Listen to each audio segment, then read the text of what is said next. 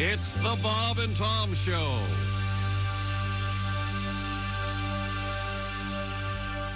This is a song I wrote for a special person. All right. Each time I need a trusted friend, you're there.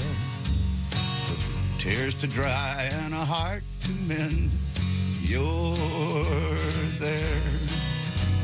And when I'm down in misery and the whole world turns its back on me and I need some love and sympathy, you're there.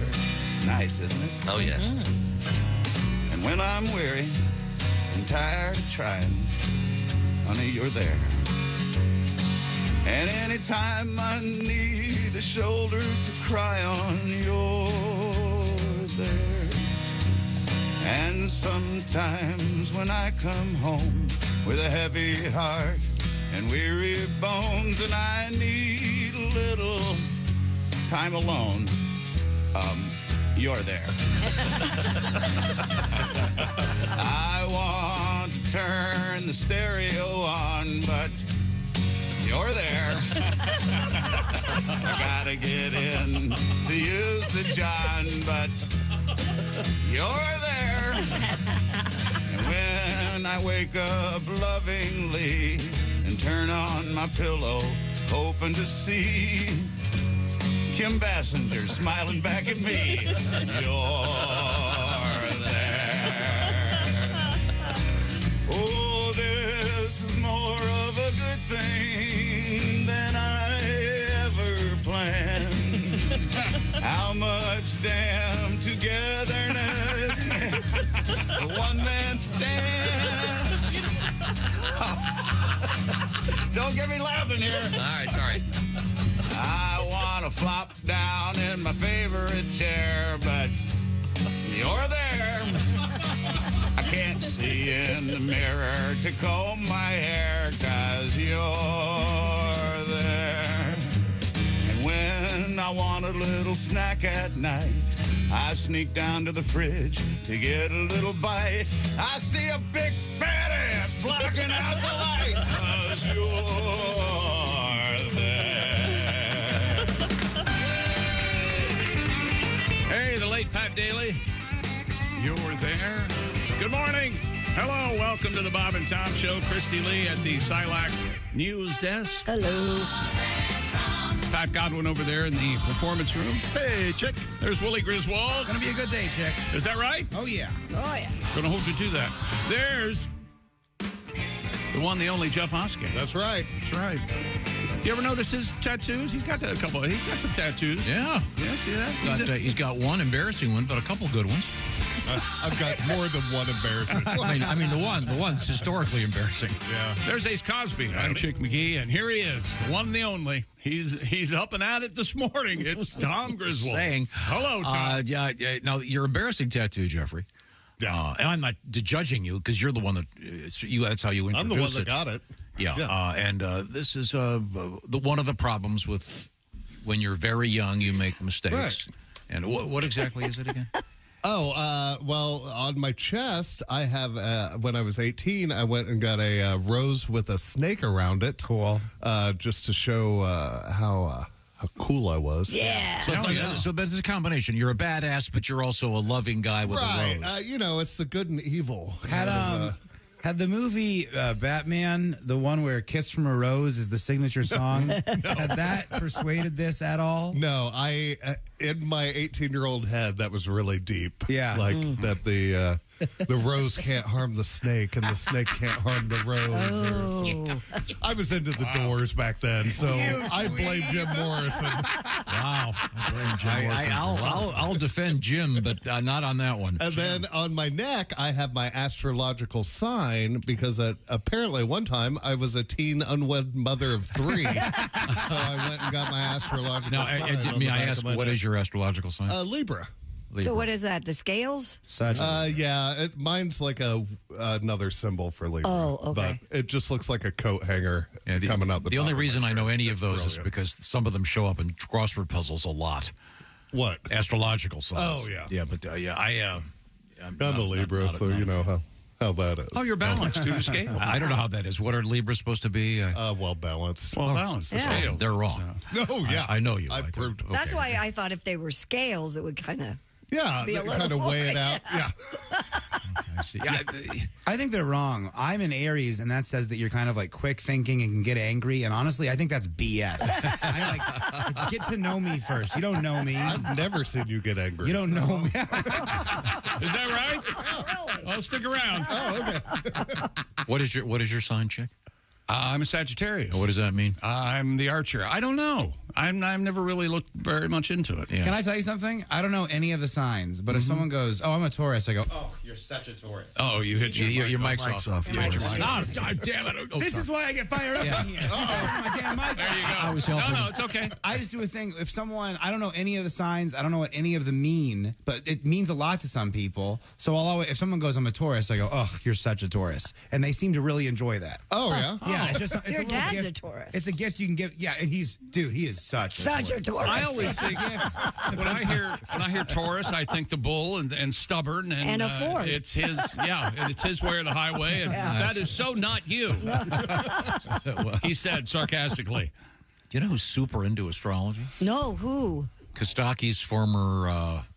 Were they Caroline married? Ray? Yeah. Every girl I've ever dated. Oh, okay. Yeah, Caroline's really into it. Well, Caroline's nuts. Okay. She's extremely funny. Well, if you get a chance, funny. if you get a I'm not chance saying to- she's not funny. to see She's her on insane. stage, she's great. I'm a Cancer. Thanks for asking. I was just going to ask what you were. Yeah, I'm a Cancer. You're a Cancer? Is Yeah. that the one that don't they have an alternate? crab. And isn't there an alternate name for that?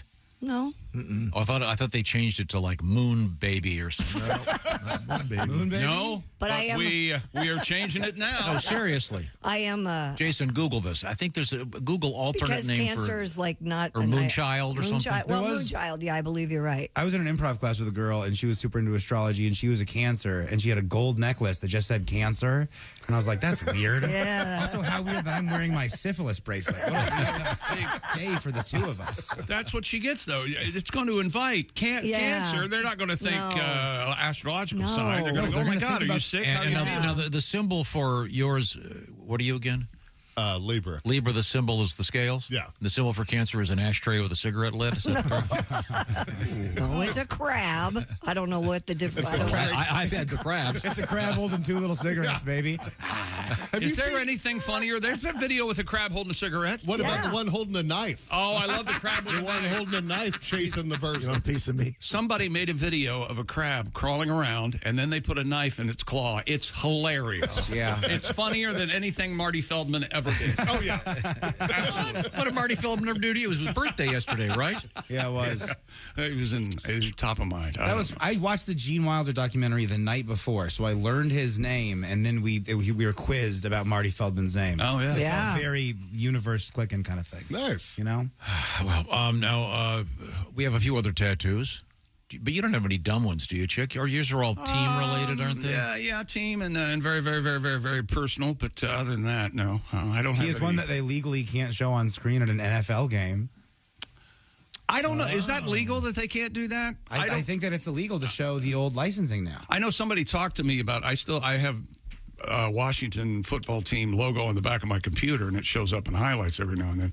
And I used to have on my home computer. I still do have the old logo. Yeah. Yeah. And I thought about it when we went on the road a couple weeks ago, and I opened the lid, and nobody said anything. But I don't know if it's illegal to be on television or not. I don't know. Doesn't seem like it would be illegal, but maybe it is. Not illegal necessarily. They just don't want it out there. I guess. Do you think they're going to change the name again? I hope so. Back to the team. The Washington football team. Washington football team. I agree with Dale Earnhardt Jr. Who am I to disagree with Jr.? That's right. I There you can't go. disagree Yeah. with Jr. Smart man. That's his idea. I love yeah. it. Let's do it. Does he have any cool tattoos? I don't know. I haven't talked to him. Meetings, today. he doesn't rip his shirt off. And Do you think there's a Washington football team meeting that I go to and Dale Jr.'s there? I know it's a secret. You don't have to tell me. I've heard. That's not true at Sit all. around and you sit the chairs around in a big circle. Hi, I my don't name think is Joe Jack. has any tattoos. Theismann, I don't think he does.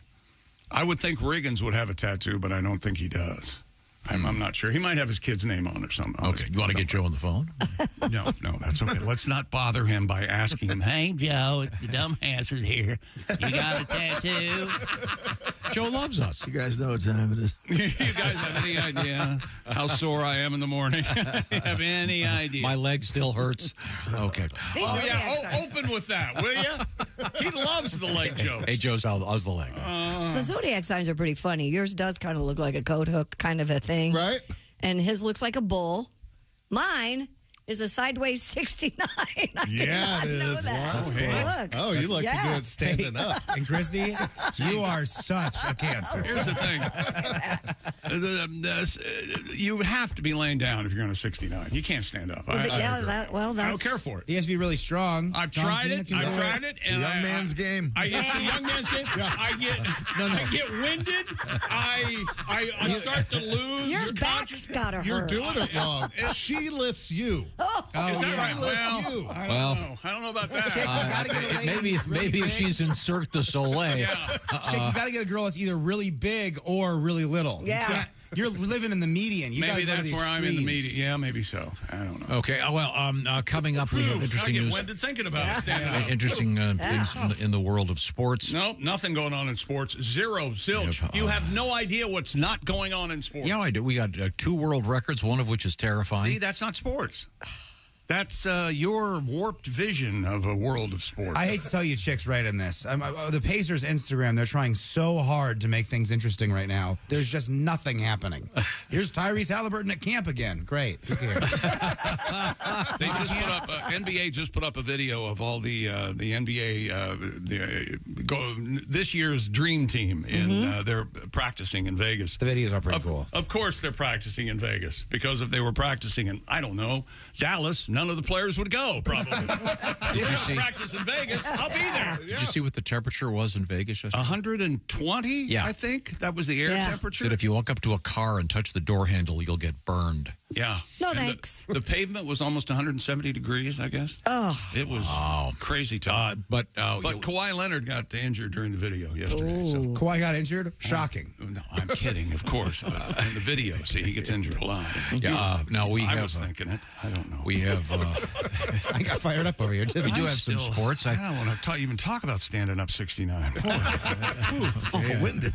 You know, I've just been sent an email. Justin Bieber evidently has cornered the market on tattoos. He's got a bazillion of them, Tom.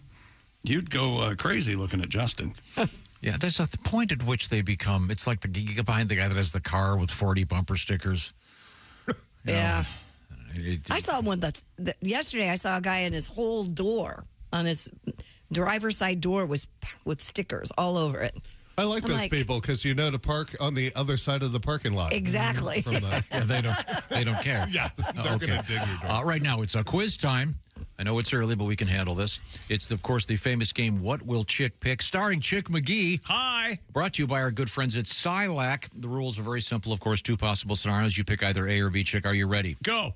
In retirement, you spend all day worried and rattled about the recession. That's scenario A. Or scenario B, whatever. You go to your mailbox once a month and get that check.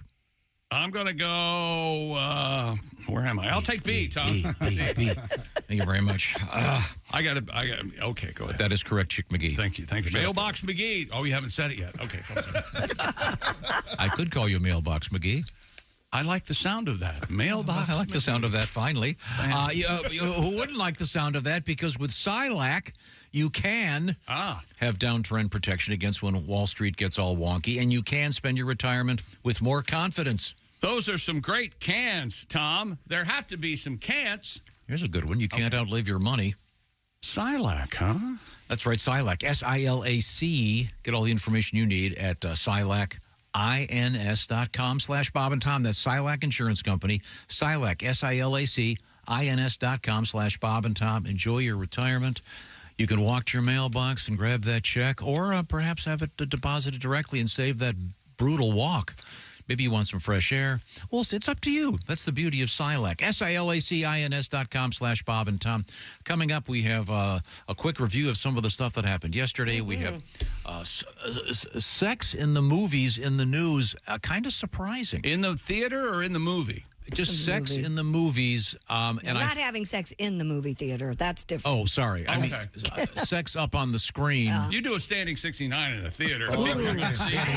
You'll get an applause. Yeah, hey, get some applause. Sit down. Sit down. And don't drop your phone. Stop showing off. Okay. Totally ruined Despicable Me 4. It was. This is the Bob and Tom Show.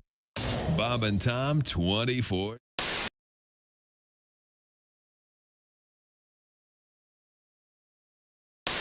Our guest in the studio is comedian Bert Kreischer, and Bert is a veteran of the world of the party. He was voted the #1 party animal in the country by Rolling Stone magazine. Quite an honor. Many years ago. Honor. Mm-hmm. And you carry the mantle to this day. Yeah. You're now I guess you'd be the, party animal ex officio, what is the party title? animal cum laude? Guru, maybe? Mm-hmm. Guru to young boys, Could probably. be guru. Yeah. You'd be good. Maybe not. No, you said you have 2 young daughters. Yeah, which is pointless because I have no advice for little girls. Do you have advice for young men? I have tons of advice for young men. Are you kidding me? Yeah. Is this college-age men going to... Well, it's like you have sons, right? Oh, yeah. Yeah, and you know all the things. Do you have any girls? Yes. Oh, see, and you got nothing to tell a little girl. Well, so far, they're in charge. They know what's going on. So. Yeah. I said, I remember the first night we got my daughter. Or not got her, but had her. Or, whatever. I know. Right. And she was crying real bad, and the nurse was like... the nurse comes in, and she's, wrapped up like a joint in a box. I guess that's what they. And the nurse comes in, and that's what I thought it was. You are a party animal. Okay. She was like, let's. What have you done? I was like, nothing. She goes, what are you gonna do? I was like, I put a towel over her face and cut the oxygen in half. I don't know, nothing.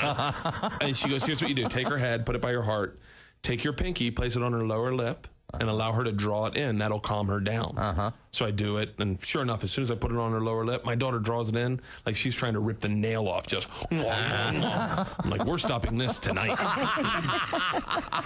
Yeah. I'm not raising a daughter where that is her coping mechanism. That's a good point. Every time she gets a little spook, just, no, thank you. But I was massively unprepared for girls. I just didn't know. I never even listened to women. The only advice I got, and this for boys, you ever get into a fight with a girl? This works every time. I did this with my wife. 12 words. You are right. I am wrong. I love you, honey. You win, and you squash it. Really? You take her in your arms, you carry her into the bedroom, and you cuddle like a team, like a coalition. Scratch her back and let her go to sleep together, happy. She won. And that night while she's sleeping, cut her hair. Not a lot, just a little bit, so you know you won. Great advice for a boy, unapplicable for a girl.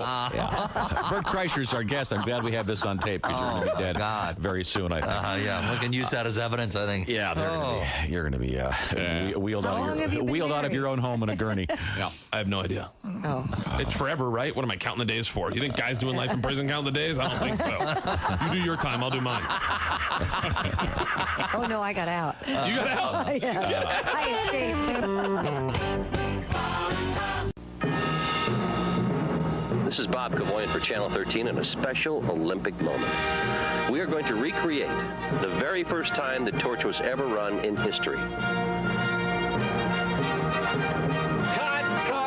The monkey's got no gloves on. Where are the monkey gloves? I'm sorry. I didn't realize I didn't have the gloves on. Sorry. Now we're going to recreate the very first time the torch was run in history. Cue the monkey. I'm not a monkey. I'm a gorilla. There's a difference. Cut. I didn't say I didn't know what you wanted. I know what you want. I can't do it. Why can't you do it? I can't go in the woods. Why? I have sensitive skin. I can't. I just can't do it. Sensitive skin. You're wearing a gorilla suit. I was just in the woods. Anybody can go in the woods. Have you ever been bitten by a mosquito? Possibly a carpenter ant? You don't want the gig? If you don't want to do this... I didn't say I didn't want the gig. Tony Siragusa from the Colts. Tony Siragusa said, I can do this. Siragusa cannot... He wanted the role of the gorilla. He cannot touch my gorilla. Yeah, well, he didn't even need the suit, okay? This may take a while.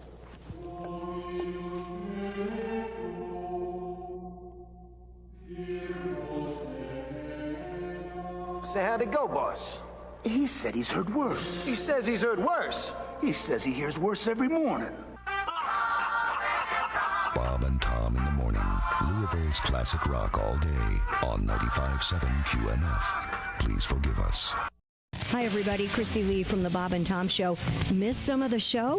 Become a Bob and Tom VIP and subscribe to the audio and video podcast. There was a tough year, kind of there. One? The terrible twos. Yeah. No, the Then I terrible thought, twos. I was like, man, this is going to be over before we get our pictures back. Wow.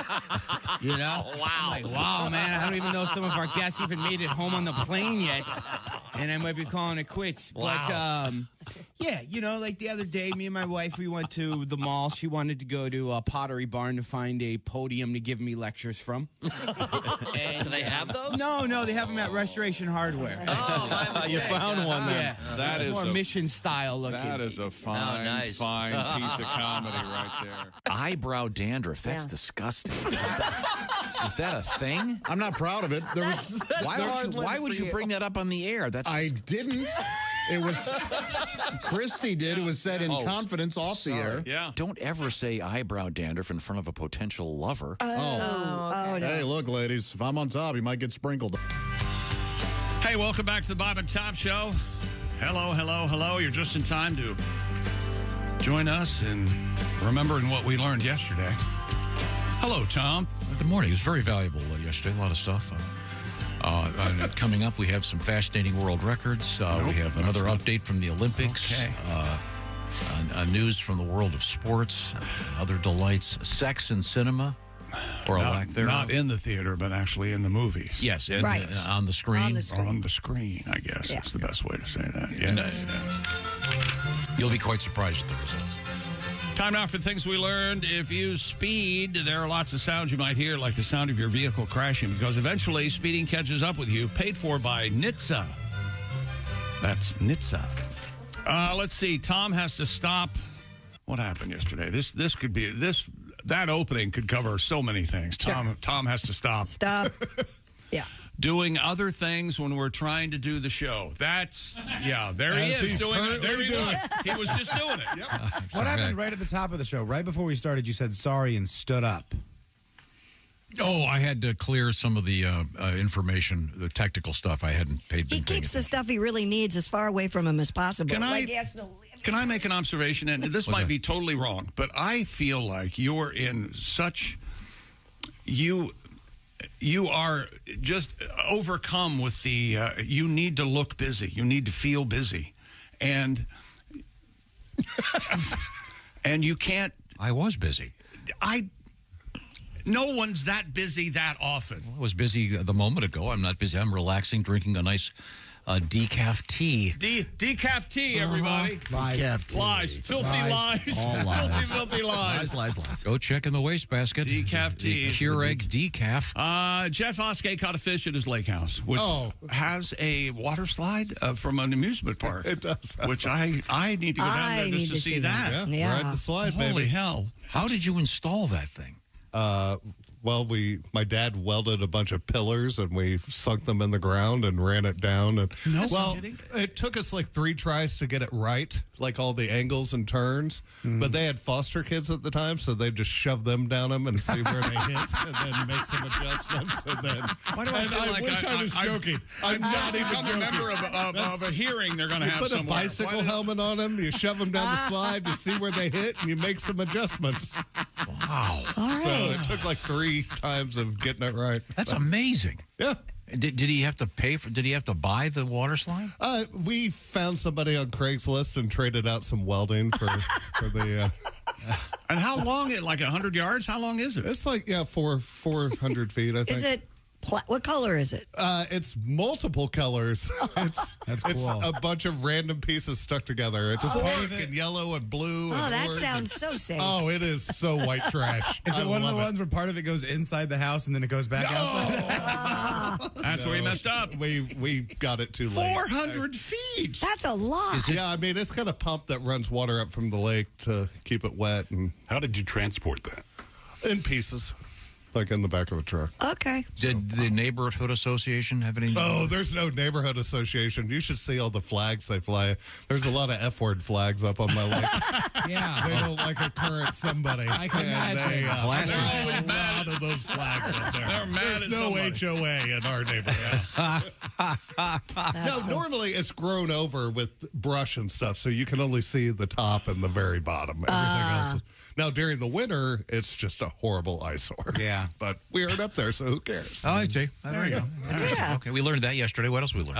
Yeah, I did watch Beverly Hills Cop over the holiday weekend, as did most America, evidently. It's the new Eddie Murphy movie on Netflix. And your review? Tepid. C minus, C minus, C plus, maybe. I watched two movies. I watched A Simple Plan, a movie that's 25 years old. Great movie. Uh-huh. That's really good. Really good movie. Really about these bothered me, guys that movie. that stumble upon $4 million in cash on a plane in the winter and take it. Yeah. And bad things happen. Bill Paxton and Billy Bob Thornton play brothers, right? Yeah. And Billy Bob asks him what he should do, and Bill Paxton says, "Oh, you should follow your conscience." It's a great Thank you, movie. Bill. Thank you, Bill. Highly Thank you very recommend much. it. Thank you, Bill. And then I watched one I hated. What was it called? After Hours. After Hours. That stunk. I was really hoping it'd be good because I just finished reading Griffin Dunn's book, but That's pretty good. yeah, the book's great. That movie stinks. I hesitate to mention this because he'll start doing it again. But we did find out I do a pretty decent impression of Ronnie James Dio and Rainbow in the Dark after Bronny James. Well, that's because who I've christened Fredo, which So good luck. doesn't work. I don't know. I don't want to get off it yet. You're gonna have to convince me. I think Fredo doesn't work. I mean, He's the Fredo of the James fan. Wait till this other kid comes up. What's his name? I do not know. Okay, LeBron has another kid who's He has taller. another one? Yeah, and Wow. But he's evidently the setup on this is simple. For those of you unfamiliar with the show, Chick gives nicknames as if everyone calls a particular sports figure by that nickname. Right. For example, What do you mean, as if everyone calls it? whenever you mention you Darvish, you say You Darvish, me Chick. I love that. Simple. And say Quan Barkley. Quan Say Barkley. Quan Barkley. So I'm saying for Bronny James, we call him Bronny James Dio. Because everybody can relate to Ronnie James Dio. Boy, what that lacks in vocals, it makes up for in that crappy organ. I like this. How about Bronny James Dio? Did you say Dio? Oh, boy. Ladies and gentlemen, Richie Blackmore and little something called Rainbow in the Dark. Bryce James is evidently the real deal. Yeah. This is fine. This is okay. Guess what I'm going to have problems with? Still fine. Yeah, they like It's okay. It's got that long, deep purple intro. That sounds exactly like Deep Purple. Yeah, just hit the wall, kids. No, I think Jeff pointed out lyrically. Oh, that's horrible. I'm a wheel, like a... I thought he said something about rolling, too. I can roll, I can feel. Yeah. That makes no sense. What do wheels feel? You ever walk up to your tires and go, having a good day? Well, I'm kind of depressed. Wheels feel the road, man. Yeah, man. But I do like Ronnie James Dio. What would it be like hanging out with him at dinner? I mean, when he was alive and everything. I bet it'd be the worst night of your life. Yeah. That's the song. I can't believe they don't have breadsticks. We Look at the peanuts. Where are they? That's the whole reason we came. Okay. We talked with Ronnie James Dio a couple times. Nice We guy. did? Thank God I was And he's not about here. the size of... Believe any of you. I think he may be shorter than you, Christy. No, he's not shorter than me. You guys would breed a race of, well, never mind. People under 6 feet, I can tell you that. 5'4"? Evidently, we all decided fireworks were on sale this weekend all across the country. Well, everybody had a lot of fireworks. That's because I got mad because there's a thing that TV stations do every season. It's always, well, if you're buying the 12 days of Christmas this year, it's going to cost you 4% more. Every year I want to have that guy put in a dunk tank full of diarrhea. I don't care. Don't tell me how much more it costs. And this year it was, your 4th of July picnic's going to cost you 6% more. We sent out Roger Dickface in this at the grocery store. Hey, Roger Dickface does great work. He does. Were you going to defend Dickface there? I was. He's a great reporter. But if he could just, maybe Roger Face would be better. I don't know. Something original, but I was saying, my point was a simple one, which was, okay, maybe the 4th of July picnic was a little more expensive this year, but apparently, judging by my neighborhood, fireworks must have been on sale. God, again last night. I don't know about you. We did at the fireworks in Green Bay. A young girl, she must have been like 6, turned to her dad and goes, "Hey, Daddy, why do we only do fireworks on 4th of July?" And he just goes, "Well, sweetheart, the 7th month on the 4th month of the 7th day in 1776, the British were charging us 2% for tea," and just goes into like this kind of big diatribe. Wow. And now we're being taxed at 11%, so I don't know where freedom lives anymore. This whole thing. You must be from Jeff's Lake. And I was like, that's the guy from my sauna. I was like, dude, just say, because it's fun to do in the summertime, sweetheart. Yeah. It's a fun time. Did any of you guys see the thing? I think it was last week. One of the baseball teams, they hit so many home runs that they ran out of fireworks. Yeah, Tigers or something. I forget who it was. Yeah, they do did. that. The Pirates ran out of I fireworks. love that when teams do that. Yeah. No, I love the indoor ones too. Those. You know, anybody who says I don't know where freedom lives anymore has never truly been oppressed. Okay. They've not traveled outside of Good this luck, country. pal. That's for sure. Yeah, like Biak, my Uber driver over the Biak weekend. has been oppressed, I'm guessing. Yeah, when I said to Biak, well, have you ever thought about going home? And he goes, no, I can't. I'd either be put in jail or killed. Okay. And Biak, that guy drives every day, 12 hours a day. He's only been here for 3 months. Good for you, man. Yeah. He's been here for 3 months. My son's been here for 17 years, and I can't get a driver's license on him. This dude doesn't even speak the language. Has been here for 3 months already. Licensed driver. Like, what is it about? And he's working his ass off. Yeah. Good for him. Yeah. Welcome to America. I love this guy. Wasn't crapping on him. I was crapping on my horrible son. Don't you find it surprising that there's a generation who doesn't care about getting a driver's license? It's amazing. I They find don't that have shocking. to. We had to drive to see our friends. All they have to do is pick up their Go on phone or Discord. turn on the computer. Or If you don't have a car, how are you going to smoke cigarettes in the woods with your friends? Exactly. Yeah, These kids. they're all good points. Not having fun. But one thing I loved about this guy, he was he's probably in mid-30s. Welcome to America. But he already had those, what do you call it, the blonde tips in his hair. Cool. And I get in his car at the airport, his Uber, and he's blasting the dirtiest hardcore rap. Yeah. And then it segues into some country song. I don't know if it was from his phone or what it was, but it was such an odd combination of music. It was so cool. This guy's just soaking up America, and it's the bitches and the whores and the what? I'm surprised you got in his not car It's whores with and that bitches. music on. I'm surprised you got it. I'm not kidding. I don't even know what to say to him anymore. I know. To get him to stop. It was really hardcore But hip that's hop. what I'm saying, in that you don't care for that music. I would think you would be a little put off by it. Yeah, it's his car. I don't care. I check the Really? box. I always talk to these people, find out where they live. I wonder how many drivers look at it and go, search. I'm not talking to that guy. Click. I have a 5 out of 5 or whatever it is. My last guy was from the Sudan. Because I asked him where he's from, and he said Sudan. And I go, what's that like? He goes, you ever been to Scottsdale, Arizona? And I go, yeah. He goes, it's a lot like that. And I went, Really? Wow, I was not Scottsdale. expecting that. Wonderful. You mean Sudan is full of old white people? And resorts? Yeah, I have no Places idea. to buy turquoise jewelry? That's where he must have landed. And then there's a lot of desert. But I admire these. I admire this guy, really hardworking guy, and Oh, yeah, you my go guy for was you go great. for it. I just how it segued from that into a bunch of country. Well, it had to be his playlist, probably. Okay, Maybe he's just sampling it all. all of our choices. Commercial country or? I don't know. I don't know enough about it. I think Bryan kind of type? contemporary country. Yeah, Yeah. It sounds like Skinnerd, so it wasn't too bad. It wasn't too bad. The Pirates hit so many homers last week, 3 days ago. They ran out of pyrotechnics to fire off as they normally do after homers. The team put up a message on the video board to let fans know, sorry, I know we such and such, Rowdy Tellez just hit a home run for the Pirates, but we ran out of fireworks. We're very, very sorry. They should have done those ones on the board, where you can fake it with The the Pirates lights. won 14-2. They probably have had to drive to Ohio just to get the good stuff. You would would have thought, though, when they were down to like 2 bottle rockets left, they're like, hey, Mike, run over and pick us up some black cats. You think somebody got fired? They ran out of fire? I bet so. Oh, that'd be awesome. Well, it's probably too hard to get them right now. Probably. They're out of them.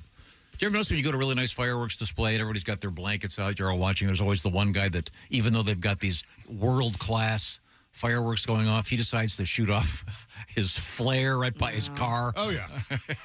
I've never seen that. I just saw the way. What are you doing? Look up there. There's the real thing, buddy. We did talk about Jeff Hoskey's Lake House. Fireworks in September. What now? Where do you get fireworks in September? They're out there. I think most of those places, some of them are open year round now. Yeah, there's a brick and mortar one up here. Really? Yeah. Open year round? In September, they're usually they have the Halloween stuff usually. Well, that's true. That's what we need to do. Halloween fireworks. We're closing Purple in and on orange. we're closing in on a year that Ace has had his rear window broken and he refuses to fix it. It's some kind of Should we do an anniversary show from the place that's going to be able to fix that thing in 5 minutes? Be a quick show. I don't know what Ace is trying to prove, but he's certainly proving it, I guess. Yeah, I bet a guy could pull into the parking lot and fix that. Well, we could just steal his car during the show and go get it fixed. And the way it's easy to get into. The window is not broken, correct? It's just slipped down into the door. Oh, what if we get Exhibit and the guys from Pimp My Ride to come? They can put a fish tank in the back. Yeah. That'd be sick. Or a window air conditioner. Yeah. Ace, let's just say you won the lottery and there was some coupon. What car would you buy? What is the perfect Ace Cosby vehicle, the panty dropper, if you will? I've never been a car person. Just get me from point A to point B comfortably. Get from point A to point B. Yeah, well, the problem with that philosophy is you're not getting from point A to point B in something that just kicks ass. It is awesome. Like Tom's rocket. Yeah. Tom has a rocket. I probably don't have one of those X belts for you. Oh, no.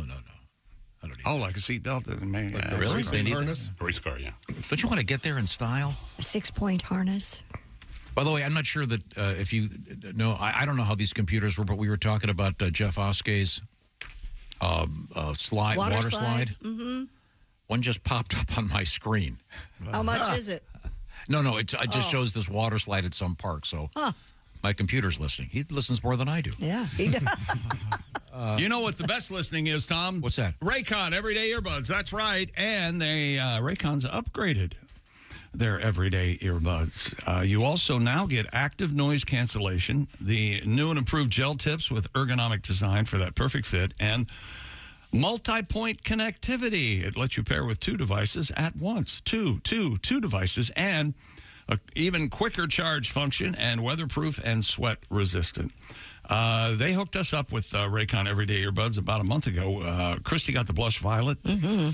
Raycon's, I got the forest green. Tom got the royal blue, and Josh got the classic black. Raycon offers a 30-day happiness guarantee. So what are you waiting for? Go to buyraycon.com/Tom today. Did you charge them up yet, Christy? Mm-hmm. You're going on your trip. You got to have your Raycon. They're ready.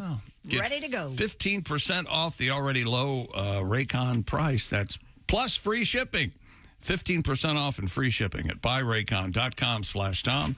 That's buyraycon.com/Tom. Great sound, and they keep the other sound out. You don't have to hear everybody else on your plane, Christy. Thankfully. Do you know what you're going to rock with today? You're going to do listen to a book. You're going to listen. I have a book. I have 2 books. Maybe Ronnie I have James 3 Dio. books, Maybe you could listen to some. I will not Rainbow be listening to or Ronnie whatever. James Dio. I can guarantee you that. Except for right now.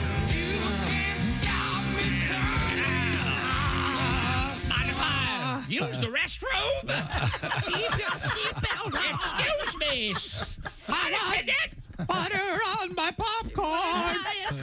You know, if you shake your head when you do it, you get that vibrato, right? Everybody. Headache is what you get. With the dark. You see, it's easy to do. This is the Bob and Tom Show. Thanks.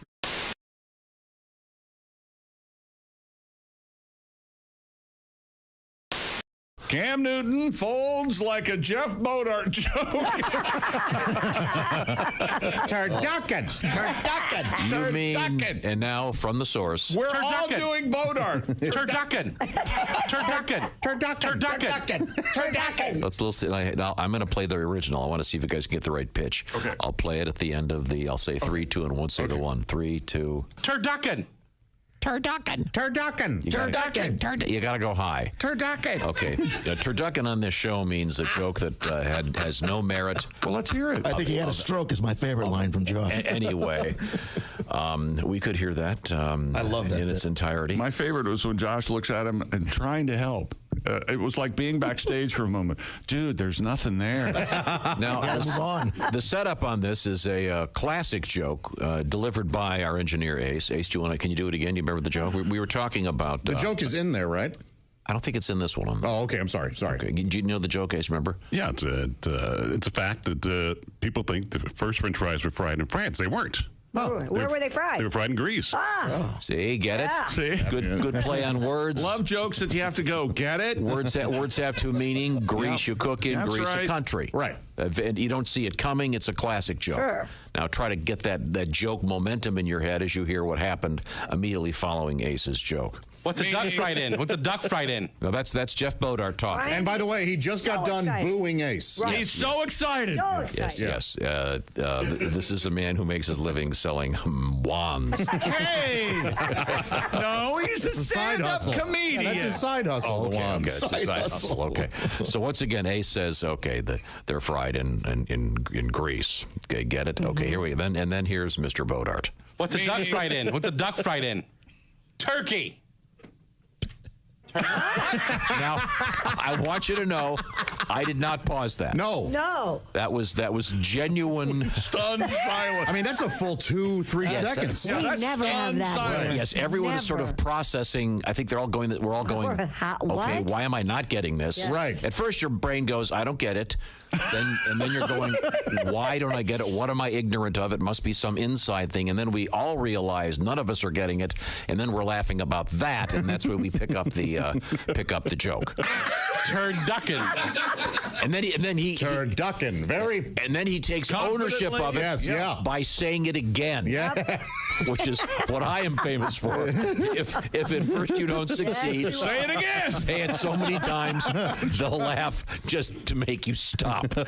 Let's get back to the momentum of the lack of a joke here. And this is what happened next. That isn't even a joke. He may be having a stroke. Now, I have tried to say that isn't even a joke. Yeah. Yep. Now everyone's laughing, and then someone submits that he may be having a stroke because he seems to be so upset, and then it goes here. It's as bad as that crap over there. That is not a joke. Now he's accusing Ace of telling a bad joke. Right. I enjoyed the joke very much. Ace's was a joke. Yes. It was a classic joke. I think, and probably in the Joke Hall of Fame. Mm-hmm. And then we continue. Wait a minute. No, What does a duck fight in? No, it's a duck fried in. Oh, what is a He's duck fried in turkey. Yeah, turducken. Wow, Jeff, there's nothing there, man. That's the beauty of the end of that is it's like two comedians have just come off stage. They're driving home after the gig, and Josh looks at him and goes, "Hey, the turducken thing, there's nothing there. There's nothing there. You can't know it. Because I maybe, out of all of us in the room, we're giving him the biggest benefit of the doubt. Yeah. Because You've been there. And yeah, sometimes you just got to tell him, no, man. To use the word concept wrong, conceptually, concept really means like gravity, but nevertheless. Oh. Conceptually, what he's trying to say is when you make a turducken, that was popular a few years back. What is it? You take a boneless chicken or something and cram it inside a duck, and then cram that inside a turkey. Is that the deal? Yeah. Right. But you don't always fry them. No, you don't fry them. I suppose you probably could. You don't, but you don't. And the turkey punchline relies on the grease punchline. Right. So it doesn't even stand on its own. No, not at all. Yeah.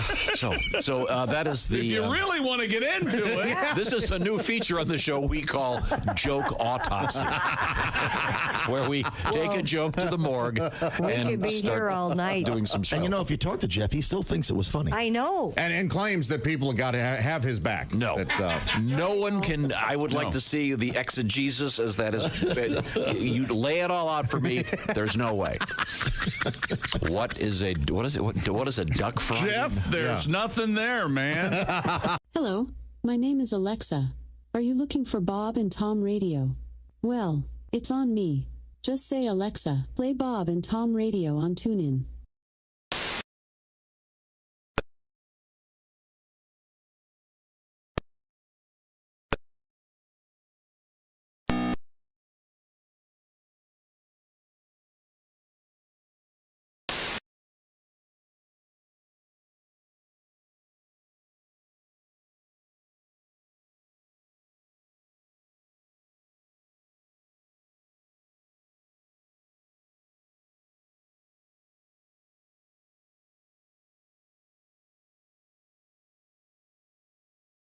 Professional. Ladies and gentlemen, Bob and Tom. Case in which a boat was apparently dumping the cocaine off the side of the boat. Yeah, and the Keys. Down in the Keys. So we'd like to know where, yeah, you got the cocaine.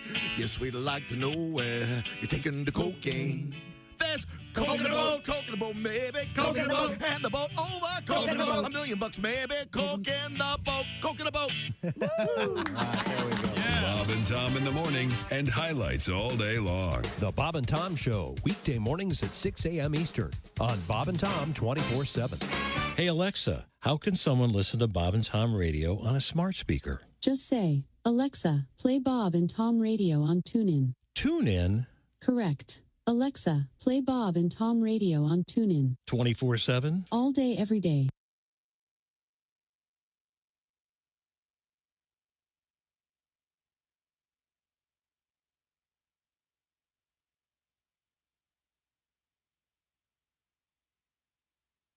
Else coming up. Hey, welcome back to the Bob and Tom Show. Are we done fighting now? No, God, no. right. We wouldn't have a show if we didn't. Blatant hostility. What else are we going to do? Hey, good morning, everybody. Yeah. I was just watching that today before I left the house. The Happy Talk television news. Yes. How was your holiday? Boy, they never do fight on TV, do No, they? they don't. Never. Boy, they do not. That's. I don't know how they exist. Wouldn't it be great if one of those... Let's pretend we're doing TV news. Chrissy. Okay, Tom, start. go ahead. And All right. you start. And Oh, hey, Tom, I haven't seen you all weekend. How was your holiday? you're wearing that? See right away. Yeah, right away. No, you look lovely. I just Do you watch the morning show on? Do you in ever, the scenario? Do you watch that morning show with Jennifer Aniston and Reese Witherspoon?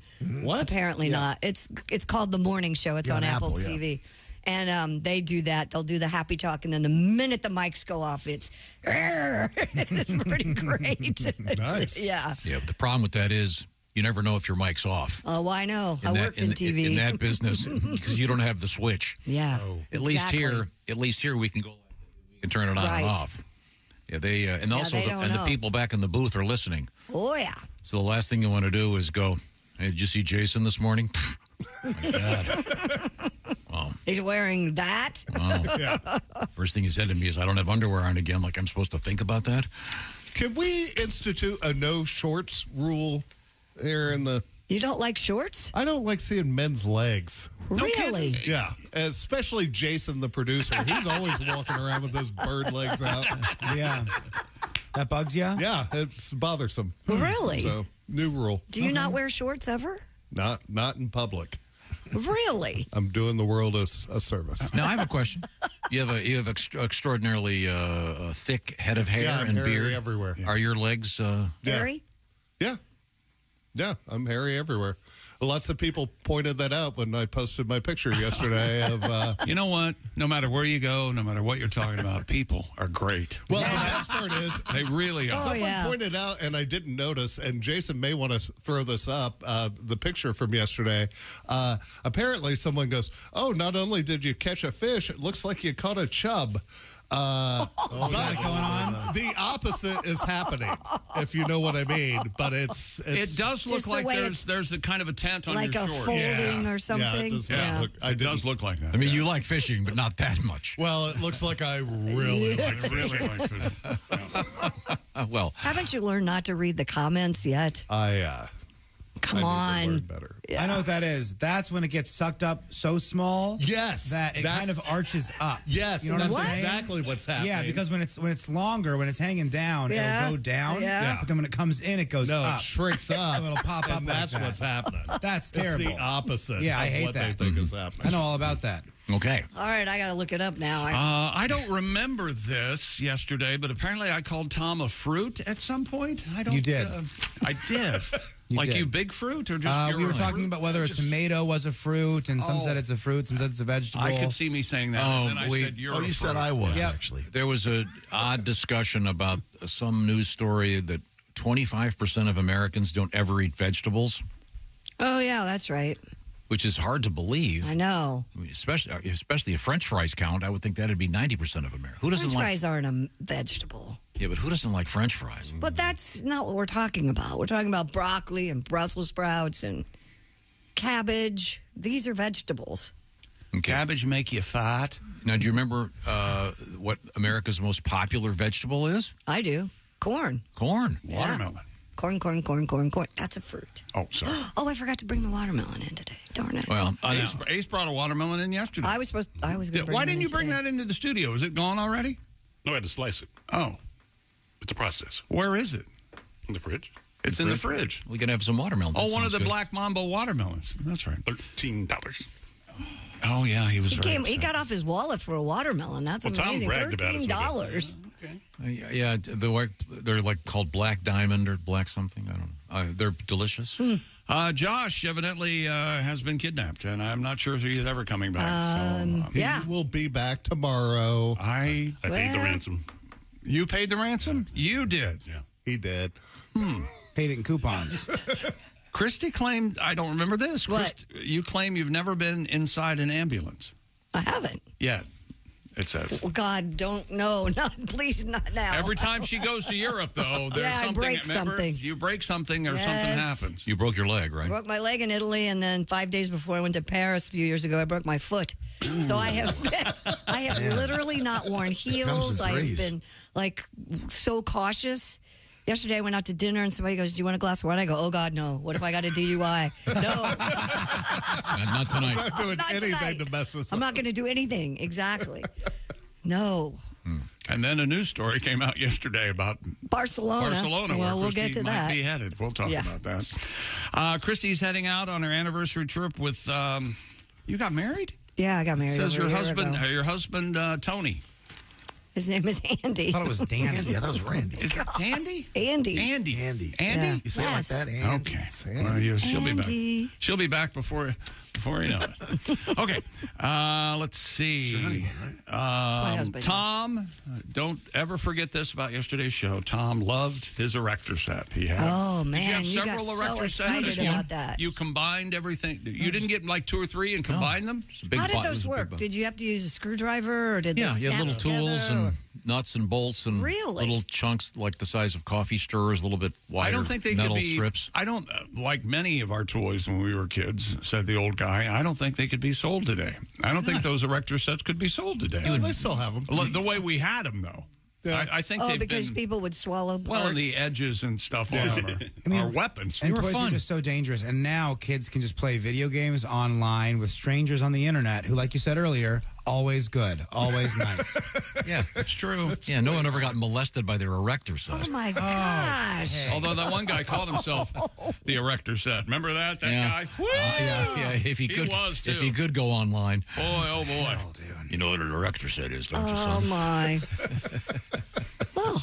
I was trying to underscore Willie's good point. The erector set had the worst wrench you've ever seen in the history of trying to build it. I did not ever have the erector set. It was like the super thin type. You know the wrench that came with it? Like Harbor Freight sells a better wrench. Like it's the worst wrench you've ever tried to build. But as I remember the commercial, the stuff they would build in the TV commercial. You know, this kid's got a functioning helicopter that flies by the So screen. what would you build? You would just make towers and... I built a crane. You're the kid who got Play-Doh to make a snake or a ball. I know you did. That's exactly right. And there were sort of ancillary pieces you could add on to make cranes and stuff, as Jeff points out. It was Did you have Tinker Toys? I had Tinker Toys. Yeah. And Lincoln Logs, we had those. Remember Tinker Toys no good? Yeah. Tinker Toys what were are you okay. doing with a Tinker Toy? Lincoln Logs no good? Lincoln Logs were good. Lincoln Log, good. Yeah, there was always the kid that had the Tinker Toy. There was always the guy that had the Tinker Toys that would make, well, this is the molecule that Szilard used when they developed the nuclear weapon. Szilard, Szilard. Lincoln Log, good. Oh, no. Jeff liked Lincoln Log. My kids even had Lincoln Logs. Yeah. They loved them. My friend Robbie had gigantic Lincoln Logs. His dad made them. What? Yeah. Of course he did. I think his dad was the erector set, now that you're thinking about it. No, seriously, you could make a cabin you could step into. What? Yeah, he had a set of Lincoln Logs that were bigger than baseball bats. I'm not kidding. His dad made them for him. It was great. Spoiled kid. He had a great dad, didn't he? They were known as Robbie's Lincoln Logs. Were they? Why not just Rob's Logs? I don't know, because we called him Robbie. I could give his full name. But I know we've asked this many Probably times. some distinguished. You've never answered us, but please tell us, where did you grow up? Utopia? What? I don't know what's happening. Yeah. Coming up, we have fascinating stuff from the world of sports. Nope, nothing coming on. We have nothing. We have we have pants on fire. I tell you this: the Olympics are going to be death-defying with this the send in the mix. It's going to be exciting. It's going to be great. We have a lot of diarrhea. Sex in the movies. We got a great story if you like running a wave runner or whatever. What do they call them? Yeah, wave personal runners, watercraft, yeah. whatever the generic name is. We got a great story. Someone finally did something super cool with one of those, and it's in the news. Oh. This is the Bob and Tom Show. Hey, thanks for listening to the Bob and Tom Show this morning. Get a look at today's show on our YouTube channel.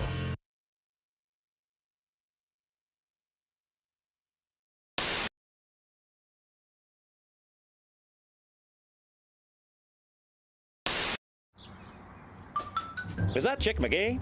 Why, it sure is. Chick McGee, who knows that an annuity from the folks at Silac Insurance Company means a retirement check in his mailbox every month. Chick works on perfecting his mailbox opening technique. Easy, Mr. McGee. Don't blow that elbow out. Chick isn't quite retired yet. He's just practicing for it. Because one day, Mailbox McGee will be taking his retirement the easy way. SILACINS.com. Silac Insurance Company. Here at the Bob and Tom Radio Laboratories, we've discovered that if you listen to the Bob and Tom Radio Show in the morning, you're going to be all right. However, if you don't listen, there could be some serious side effects, including general discomfort, memory loss, head spins, confusion, memory loss, itching. Bob and Tom mornings on 104.7 WTUE. Confusion, itching, bloating. Glad that we're back. I just suffered through 6 minutes of Josh and Christy shopping for candles. No, we weren't. You weren't even paying attention. Yes, and then Josh goes, I've got a coupon. No, we were looking for an avocado tool. Yes. You tool. And you know what? Oh, I'm yes. I do have a coupon, and what's wrong with that? He goes, I'm going to go to Bed Bath & Beyond today because I have a coupon, and he'll get a coupon. I'm going to get candles and an avocado tool. Yep. What are the candles? A pennant, a T-shirt. What kind of candle are you getting? What flavor candle are you looking for? I like pumpkin. That's right. Oh, now's a good time for that. Yeah. Good time of year. I'd object, but I happen to have. Do you ever go into a candle myself? So end of my objection. Do you ever go into a store and pick up something and you don't really look at the price and you take it up to the register and they go $101.98 and you go, what? I did that. $101.98? I bought 2 candles. You know those 2 little wooden candles I have on the kitchen? Yes. Those are $50 a piece. No kidding. I mean, I couldn't believe. That's why off the air I asked Christy, why are candles $95? Yeah. And I said, what? Because people are stupid enough to pay And being a media darling, I couldn't say, well, I just need to put this back. Yeah. I'd rather not pay $50 for a candle. But I said, I'd wipe my butt with 20s. I don't care. Boy, Now, was it an anatomically correct phallic candle of some sort? Yes, I could use it to aid my masturbation. That's right. Oh. I should probably use something help from the instead. Liberace. Christy, to answer your question. What was my question? When you guys were talking about avocados, you asked if there was an avocado vodka. 10 best avocado drink alcohol recipes. There are, yes, you can something make called avocado I'm sorry, what? Avocado too, Tom. No. I think Chick does also. Avocado. That's a Russian bluegrass band. Now avocado.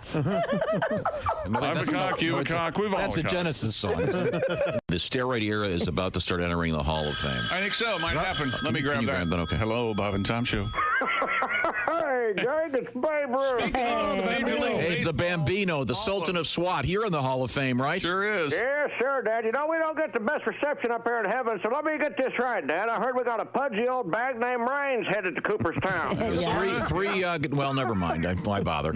Yes, you're Hey, correct. they've lowered their standards. I knew it was bad when Cobb didn't go to bed for the last 2 days and still washed his sheets.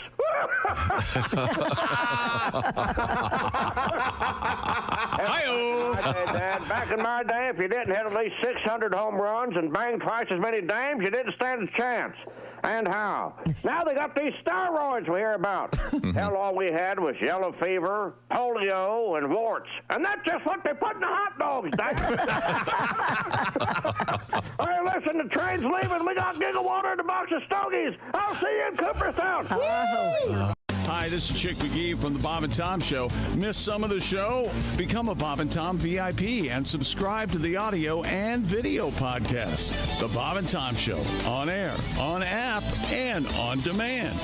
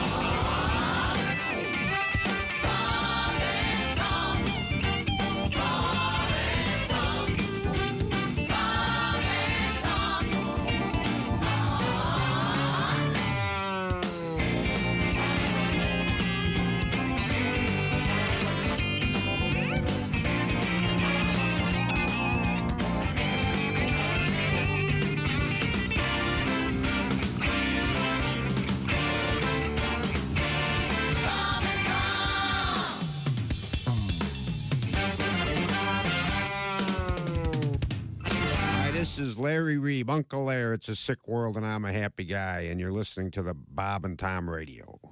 Bob and Tom. Old MacDonald had a farm, E-I-E-I-O. Oh, my God. And on this farm he had a pig, E-I-E-I-O. With a here, there, here. Old MacDonald had a farm,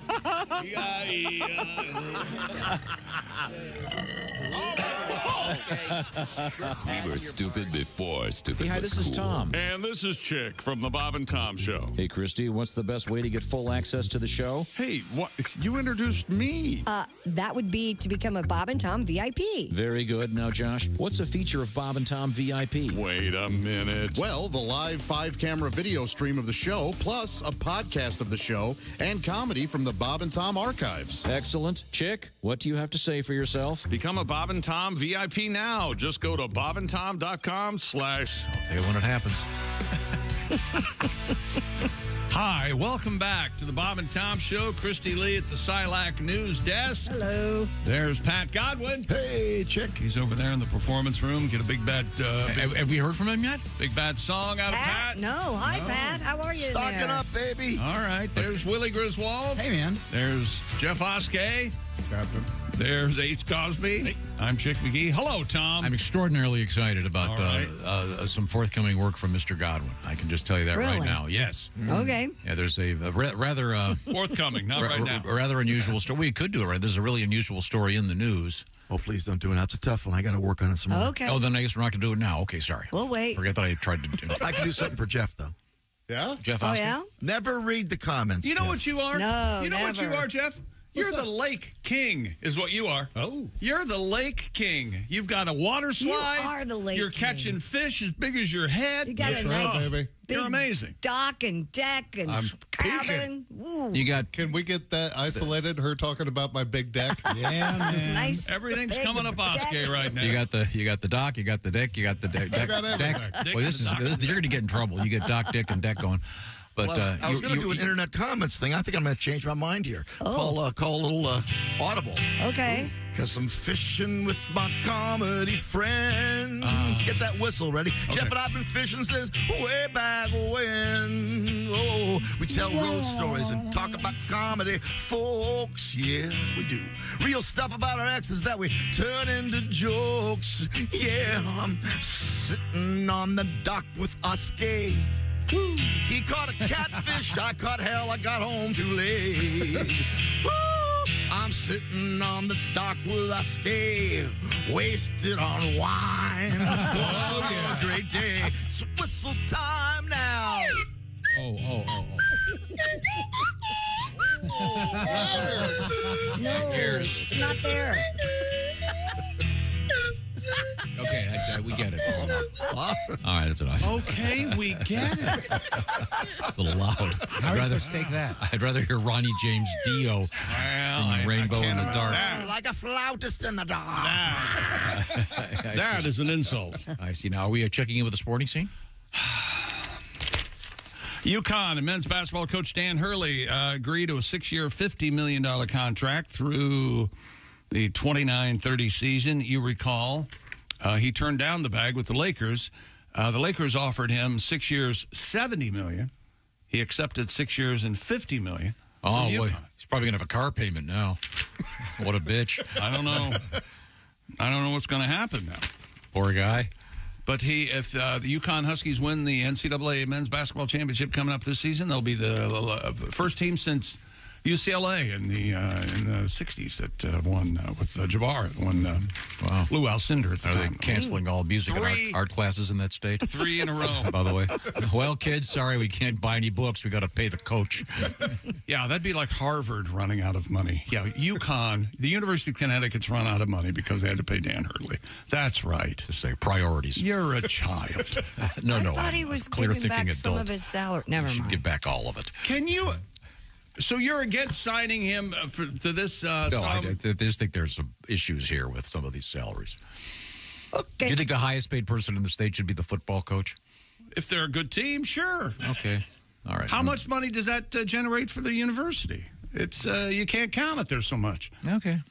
And in this case, the UConn basketball team. We're canceling all art and music classes. And the UConn basketball team floats the football team. And whatever you have a weird little kid playing whatever sport, like volleyball or whatever, You think volleyball's weird? I'm just saying. You're playing volleyball? Not football or basketball, I can tell you that. I see. Okay. Football, basketball, baseball. That's it for you? Those are American sports. That's it, huh? Everything else is a weird thing from Europe. Go ahead, look up the roots of volleyball. You'll see it. I don't know. It could have started in the Czech Republic, though. You don't know that. I think it was invented at the YMCA. Thank you. Where's what country is that? Something? I think we do have an important sports anniversary today. Today, July 9th. Yes. I don't know why I know that. You keep talking, and I'll see if I can find it. The referee, this is fun. The referee for England's semifinal game against the Netherlands at Euro 2024 will be Felix Zweier. Felix once had ties to a match-fixing scandal in Germany. Tomorrow's game will be Zweier's 4th of Euro 2024 and his 2nd with the Netherlands after refereeing a 3-0 win over Romania in the round of 16. England midfielder Jude Bellingham was fined €40,000 while playing for Borussia Dortmund in 2021 for criticizing this referee. Ooh. Something's got to give tomorrow between England and the team they're playing. The Netherlands. And the team they're playing? And the team they're playing. Okay. This is, you don't care about this. Why I care about it. Like that? Really? I got here I today in history. In 1877, the first ever Wimbledon tournament was played. Oh, I see where you're going. Okay. So, kind of important. But once again, not a sport. And I think...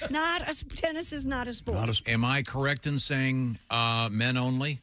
At that time? Sure. Oh, sure. Yeah, I would imagine. They didn't allow the first lesbians in until, like, 1907? Tom!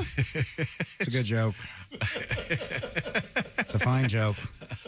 I'm just glad he's not getting his other stuff in that he's been talking about. Well, that's true, too. Let's focus on that. He is practicing restraint today. Yes. So I got to give him that one. He took his bike apart on purpose, I can tell you that. I heard a little bit about that. That's what he did, but he did not. You know he did. Someone's going to hit the guy, and they don't blame me. Organizers for the Paris Olympics. Do we have the Paris Olympics music at least? Can we some sort of professional broadcasting here today? Thank you.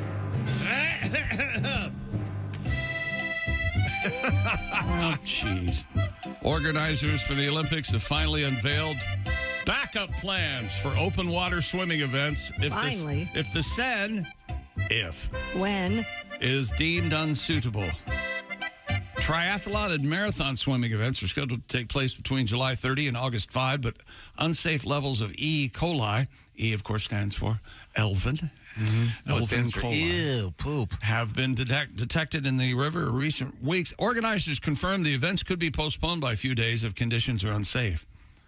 Because a few days will make all the difference? Yeah, I don't understand this. They've been saying they could do it, and then... In a worst-case scenario... The mayor was supposed to swim in the river, and she didn't. The triathlon could be changed to a dual athlon without the swimming portion. What? Well, that's...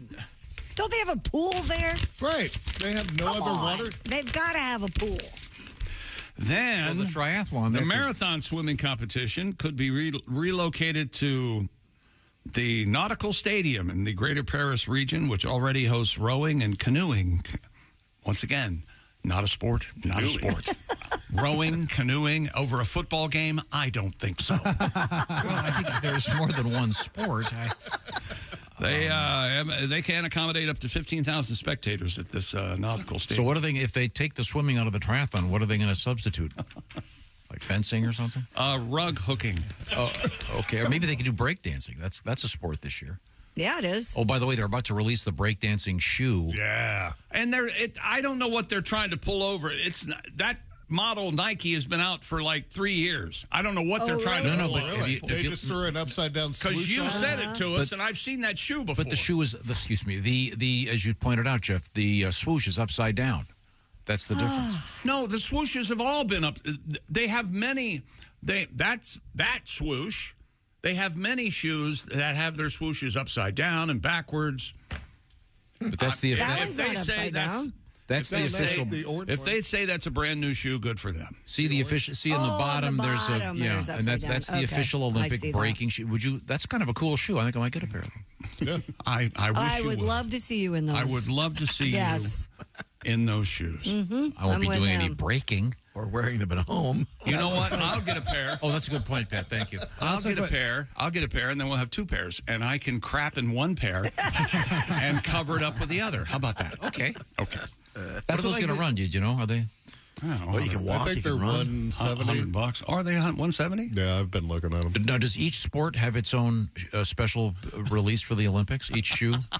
I don't know. What a crap question. No, I mean, if I'm working at Nike in the Olympics, aren't you going to do you do a shoe for like swimming, like a slip-on to wear to the pool? You know what? Just to save time, I'm going to say, yeah, there is, yeah. I mean, if you were marketing, for every sport has their own shoe. Yeah, if you were marketing, wouldn't you go, okay, the fencers wear these shoes, and no? I'm sure they probably do have a fencing shoe. Yes, of course they do. Yeah. Let's see one of those. It might be cooler. Well, why don't you? I'll look that up for you. Yeah. Don't look it up. Make him look them up. Olympic fencing shoe. Yeah. In the meantime, so they've got a backup plan for the River Seine for the swimming. I guess. But like in the first Olympics, they didn't test the water. Like, get in the river and swim, you pussies. You're Olympic athletes. Just do it. Just do it. Yeah. I think he might be right about that. Yeah, what's coming up in sports? These world records. And David Rush. All right. Raises his ugly head again. And he's, I think he's 1 or 2 away from having the record for simultaneously holding all the most records that's or something. Really not going to matter when it happens. Yeah, I can't wait. It's very cool. Nike does make a fencing shoe, but I can't find the official Olympic fencing shoe, but I'm sure they have one. All right, great. Now, and then he acts like it's the most important thing in the world. You find it out and then dismisses it. Go ahead. That's fine. Well, I'm just kind of curious, but this is the first shoe I've seen, especially for the Olympics. I'm sure there are a bunch of them. First shoe ever? For the 24 games in Paris. Oh, for 24, okay. We'll see. Right now, this portion of the Bob and Tom Show is sponsored by BetterHelp. Comparison has been called the thief of joy. It's easy to envy what other people have going on. Look at that car, look at that house, look at his wife, all that stuff. But it might look like they got it all together. Oh, on Instagram, I saw them doing this. But in reality, they probably don't. And therapy can help you focus on what is good for you instead of what is working for them, maybe. So start searching for what they call your best life through therapy. If you're thinking about therapy, BetterHelp is an interesting way to do it because it's all about accessing the therapy in a much simpler manner because it's done online. So it's extra convenient, extra flexible, and suited to your schedule. The way it works is you fill out a brief questionnaire. You will get matched with a licensed therapist, and then you can you can start doing the therapy, and you do it wherever you want to do it. So it's all about where you want to be, when you want to be there, and in the privacy of wherever you are. So stop comparing and start focusing with BetterHelp. It's BetterHelp.com/BT Show. The /BT Show part will knock 10% off your first month. Once again, BetterHelp, H-E-L-P, BetterHelp.com/BT Show. Check out some therapy and start feeling good. Now, we have a bunch of cool stuff coming up, including interesting thing in the world of arson.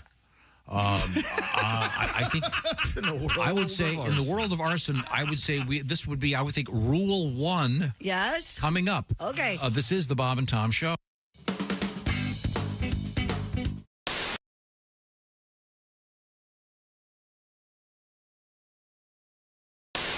That's why you're single. That's all. What? Are we? Wait a minute. I'm sorry. We're back live. Back with that. Not your tongue. He was talking about me because I went like this. No. I'll tell you what it was. You see, you're not even aware of what you just did. Welcome back to the Bob and Tom Show. We're live in the Napa Auto Parts Studios. Coming up, our interview with Donald Fagen. You're from so Steely Dan. stupid. You don't know what you're saying. No, we're trying to make conversation. Just before the mic's open, Josh goes, "Hey, my toilet seat's on the way."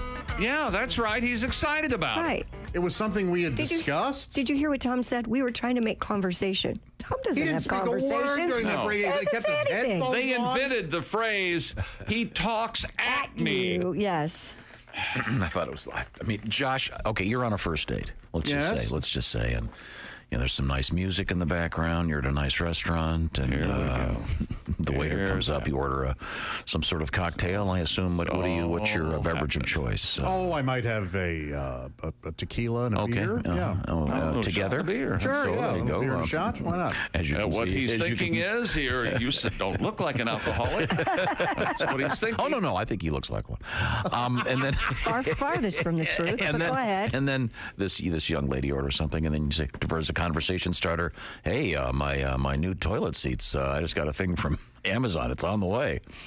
And then she goes, "Yeah, I'm sure that's what you would waiter, could I get an Uber? I've got to get out of here. I have a thing. My God, the way your brain operates. I know, it's amazing. Fascinating. Isn't it? Mm-hmm. So your new toilet seat, something you want to tell us why?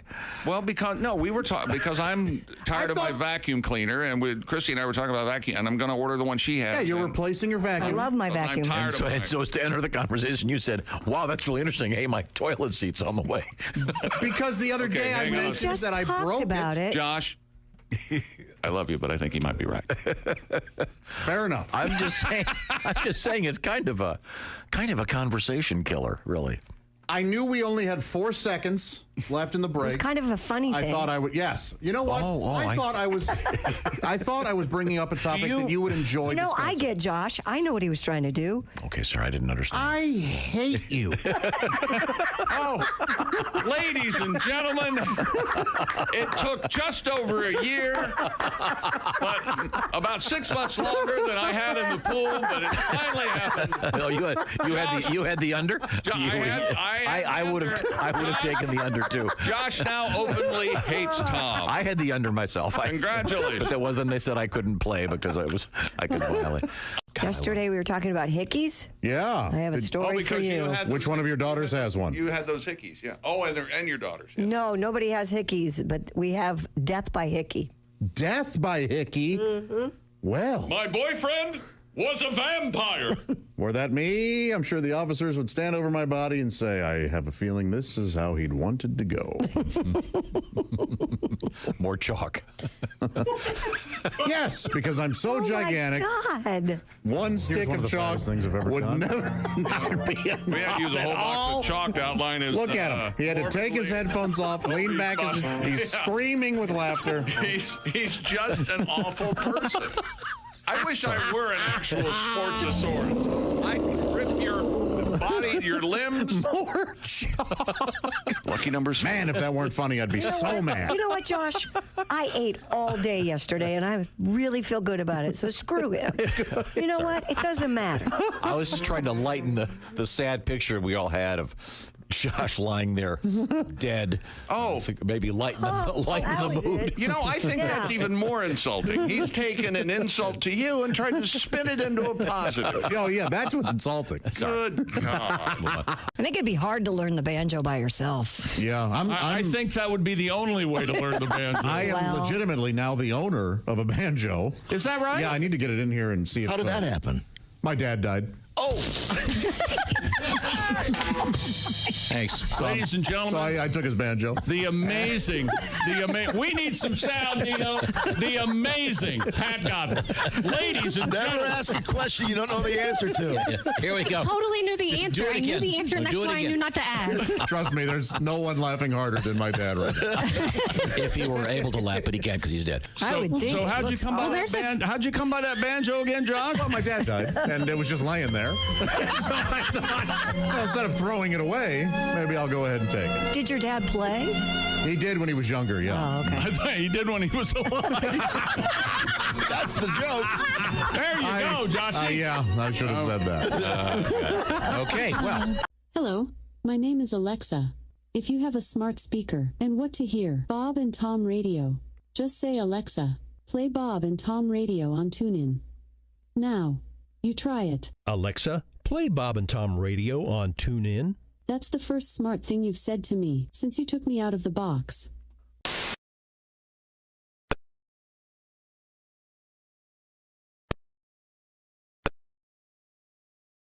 Give him a lethal dose of no brains when he come back. Bob and Tom, more than slightly confused.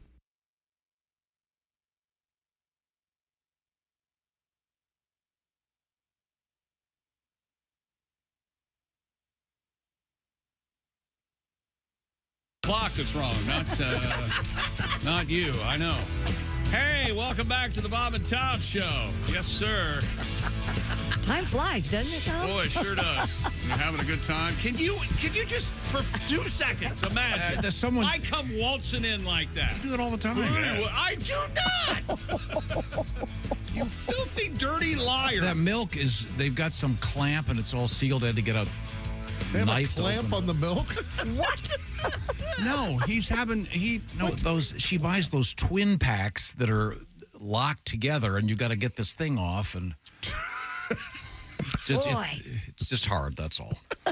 I'll cut them all from now on. You know what? Life is hard. I hate to tell you. Okay. Do you know? At least my scissors were in the right place. Shut up. Do you know that you have people on staff who are in charge of opening your creamer for you? Does that not bring you any shame at all? Not 1 ounce of shame? No, they're making things too hard to open in this world. It's not him. It's what the world's doing to him. I buy it. You are my best salesman for you being insane. You know that, right? Do you have any more shoe information? Shut up. I want to get my... Nope, we got to go to world records. If we don't talk about David Rush, he might not like us anymore. A veteran free diver from Switzerland has broken in 2 Guinness World Records by swimming over 350 feet. This story gives me the willies. In a single breath underneath the surface of a frozen lake. Oh. Another way to say that is under the ice. No, I saw that free diving documentary that you told me to watch, and it scared me for life. Mr. Peter Kolat performed once wearing swim shorts and once while wearing a monofin, achieving 2 variations of the record for the longest swim under ice with breath held. 52-year-old swam 348.5 feet over a football field in his swim shorts, beating the previous record by 82 feet. He then swam 374.6 feet with a monofin. Mono meaning one, fin meaning thin, nearly 13 feet further than the previous record. The successful attempts took place at a lake in Austria. Mr. Kolat set several records, world records, including one formerly held by magician David Blaine, longest time breath held underwater with time of 21 minutes, 33 seconds. Didn't Tom Cruise beat that? Didn't Tom Cruise have some crazy record holding his breath underwater? Yes, he did something weird like that. For Mission Impossible or something, he I think it might be longer than 21 minutes. But he's all hooked up with it. Yeah, real. For my brief stint in lifeguard training, you got four 4 minutes, and then you lose brain function. Oh, yeah. Permanent brain function. Well, I can't hold my breath for 30 seconds. Yeah. I was just surprised he got those huge balls to fit inside those swim trunks. Like, Jesus. So did they do that? Well, here comes a question. Well, you're under the ice. Yeah. So they obviously must have holes every once in a while just in case. I don't think they so. do. They have a hole at the end and a hole at the beginning. And I saw a guy not too long ago. He got lost underneath, and they were above him, smacking on the ice, trying to show him how to get back to the hole to get out. Yeah. It was absolutely terrifying. Did he make it? Yes. Oh, sure. Yeah, he made it. But all these people were trying to break through the ice to get him out, and they couldn't. And it was Wouldn't you take like a chainsaw? And I guess. But they hook a rope to you so you can like Oh, they follow can- the rope back to the hole. But he still got lost. Yeah. It was terrifying. Wow. Well, That's awful. That seems like a long time. Almost 22 minutes holding your breath. Don't these people have good movies to watch? Can't they just stay up? Nice walk, maybe. A loved one. 22 minutes. That's an episode of Cheers. That's a good time. Right, No exactly. commercials. Yeah, right. Yeah. That's too long. Yeah. Laugh at Sam. I think I held my breath for 20 minutes once going to a porta potty at a music festival. Yeah. You were in there for 20 minutes? No, I was in line and just the wafting. I have we saw porta potties at this event in Green Bay over the weekend, and I tried to roll a joint at a music festival inside a porta potty one time. I got stuck in there for 20 minutes. Terrifying. Sweaty palms, can't get out, knocking. People are knocking on the door. Well, how about that joint? Let's go. So scary. What do you do if you drop it in? You leave. You run leave away. it. You let it ride? Oh, yeah. You let it go. You don't fish it You always out. hear about these guys that drop their phones in a porta potty and then they go for it. I don't know about a phone. Phone's different, yeah. Oh, wait a minute. No. I might fish for a phone. You got a cloud, man. You don't need that. But then I'll lose all my Angry Birds progress. I'm getting the phone. He's right. He's right. Stupid world record. The one, the only, David Rush has reclaimed the Guinness World Record for most balloons burst with chopsticks in 1 minute. How proud he must be. Well, hey, come on. After having had his record broken not once, but twice, David needed to pop over 47 balloons to take back the title. Yeah. After throwing chopsticks into cardboard 10,000 times for practice and repeated failed attempts, David finally managed to pop 55 balloons in 60 seconds. Wait a minute. So are they on a board or something, Yeah. and he's throwing them like It looks like they're on the wall at the dart gym. style? And he's got a handful of chopsticks and he's heaving them. You know, like the guy that throws the daggers Sure. at the Meanwhile, lady this on the 8-year-old is like, why are you ruining my birthday party? Daddy, why do we have 40 pounds of shrimp fried rice in the refrigerator? He now needs just one more Guinness World Record to hold the most One more titles. That's what it says. it's going to happen while I'm gone. I'm going to be a party. I don't know if this is a Darn thing. it. I swear the guy who had the most records was Shouldn't he come in 800 here and to some. set the final record? Are you going to send him a big prize when he does this? Maybe. We'll see. I think this is the most. Everybody shut up about David Rush. It'll make Chick happy. What the hell It'll wrong make with you? happy.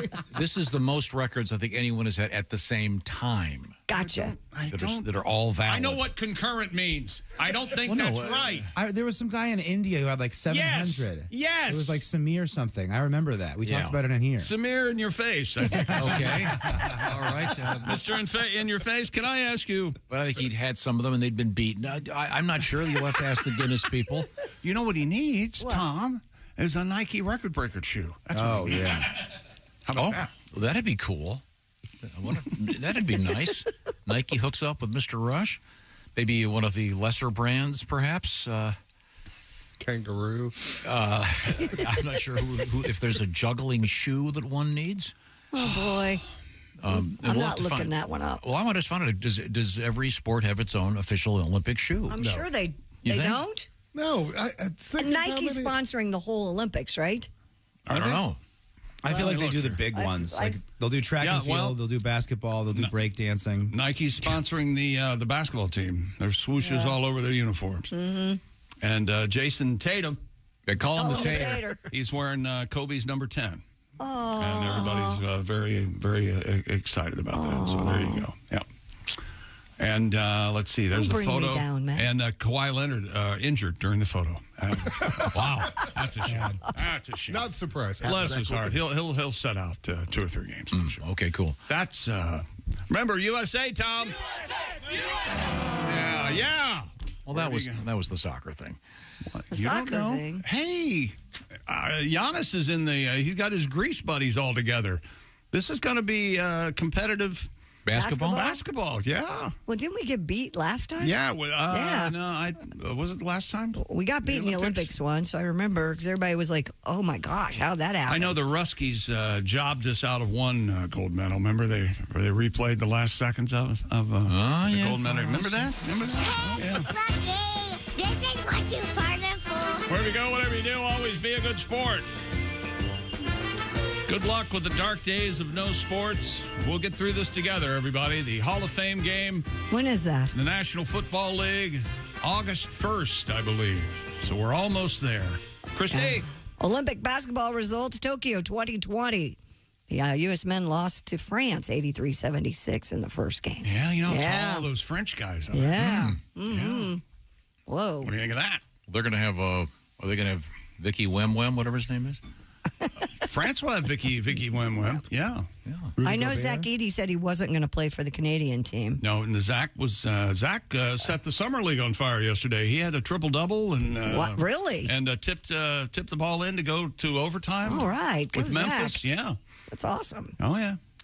Hey, a new survey out there finds a sizable number of people are turned off by sex scenes in movies.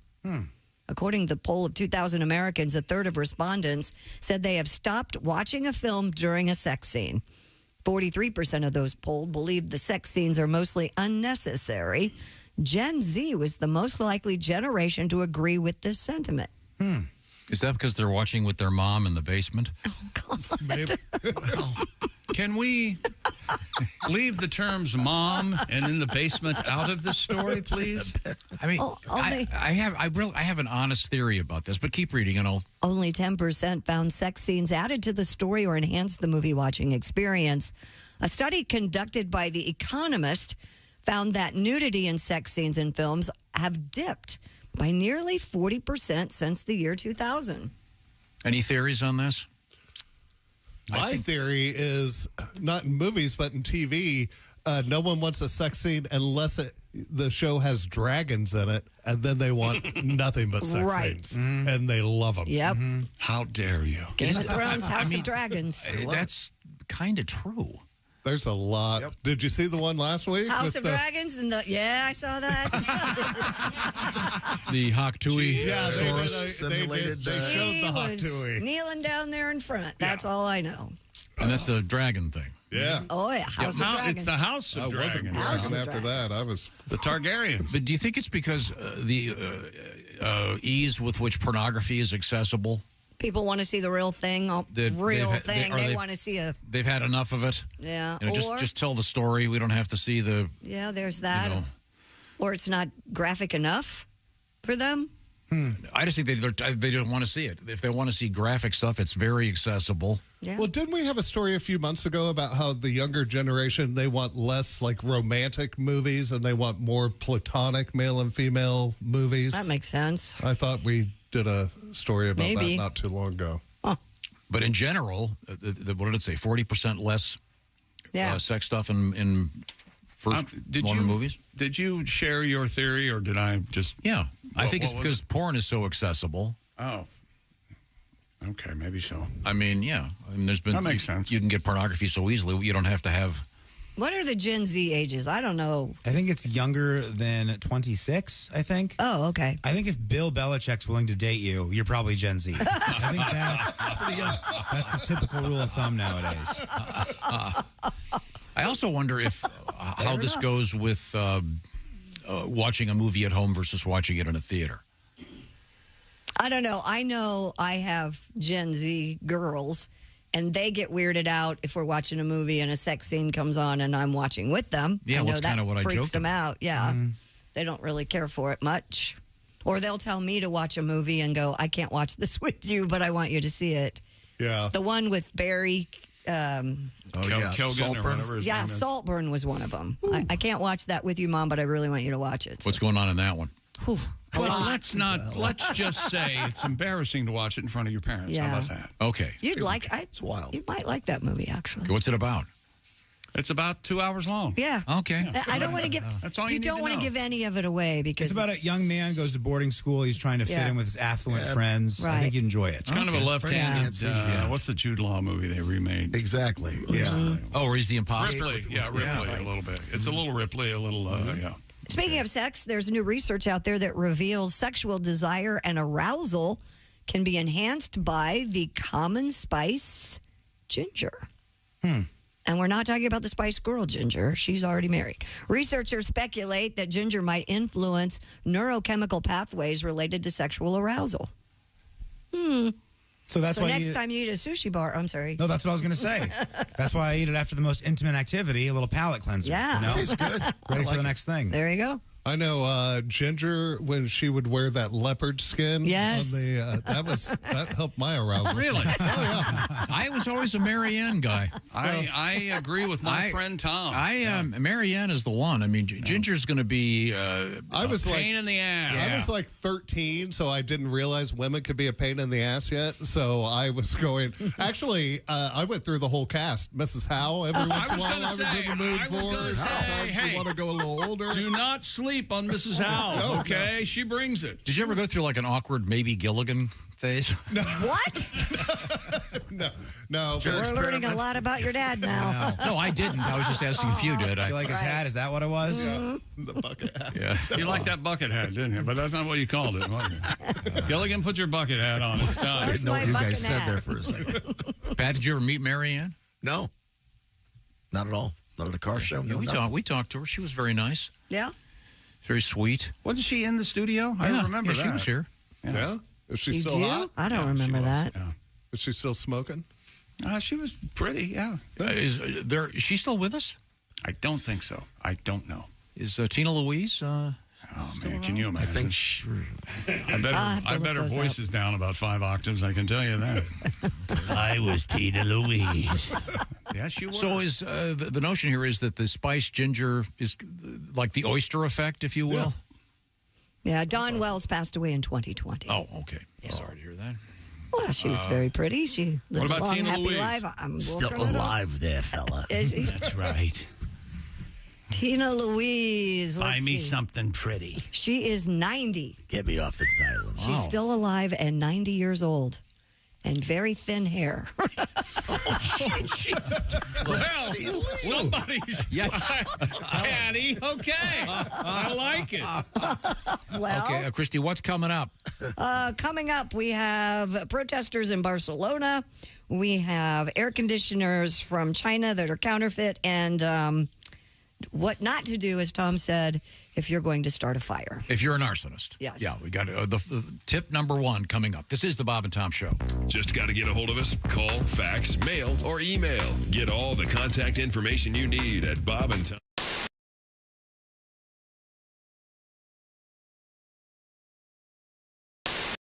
Okay, once again, Josh has put them on over his. Okay. Okay, so now in the groin area there. Well, is a, that looks ridiculous.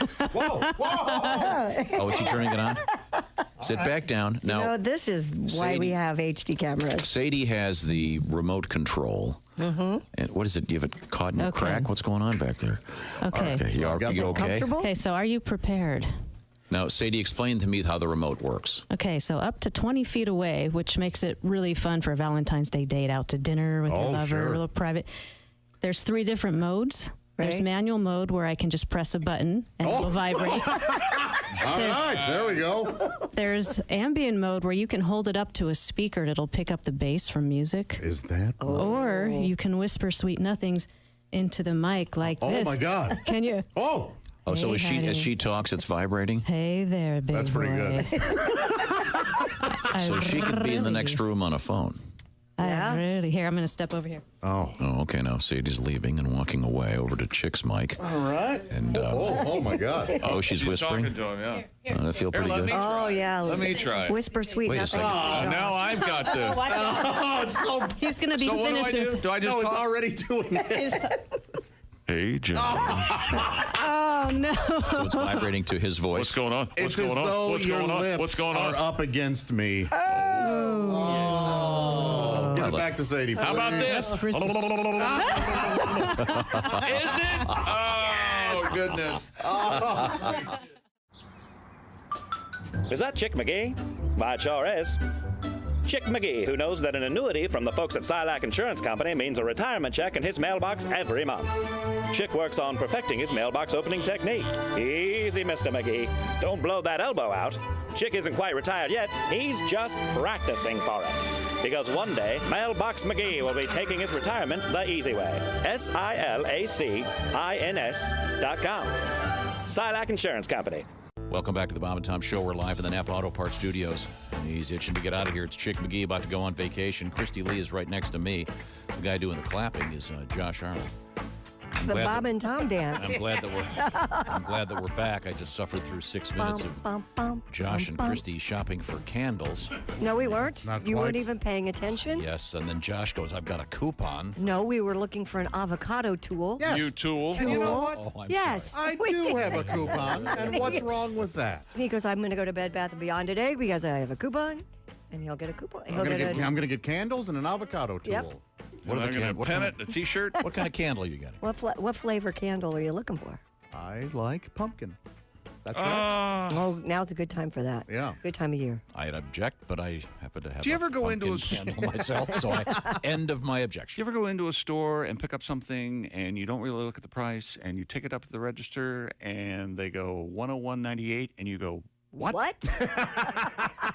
I did that. $101.98? I bought 2 candles. You know those 2 little wooden candles I have on the kitchen? Yes. Counter? Those are $50 a piece. No kid. I mean, I couldn't believe. That's why off the air I asked Christy, why are candles $95? Yeah. And I said, what? Because people are stupid enough to pay And being a media darling, I couldn't say, well, I just need to put this back. Yeah. I'd rather not pay $50 for a candle. But I said, I'd wipe my butt with 20s. I don't care. Oh, boy. Now, was it an anatomically correct phallic candle of some sort? Yes, I could use it to aid my masturbation. That's right. Oh. I should probably use Something help from the instead of- Liberace. Christy, to answer your question, What was my question? when you guys were talking about avocados, you asked if there was an avocado vodka. 10 best avocado drink alcohol recipes. There are yes, You can something make called drinks with avocado. I'm sorry, what?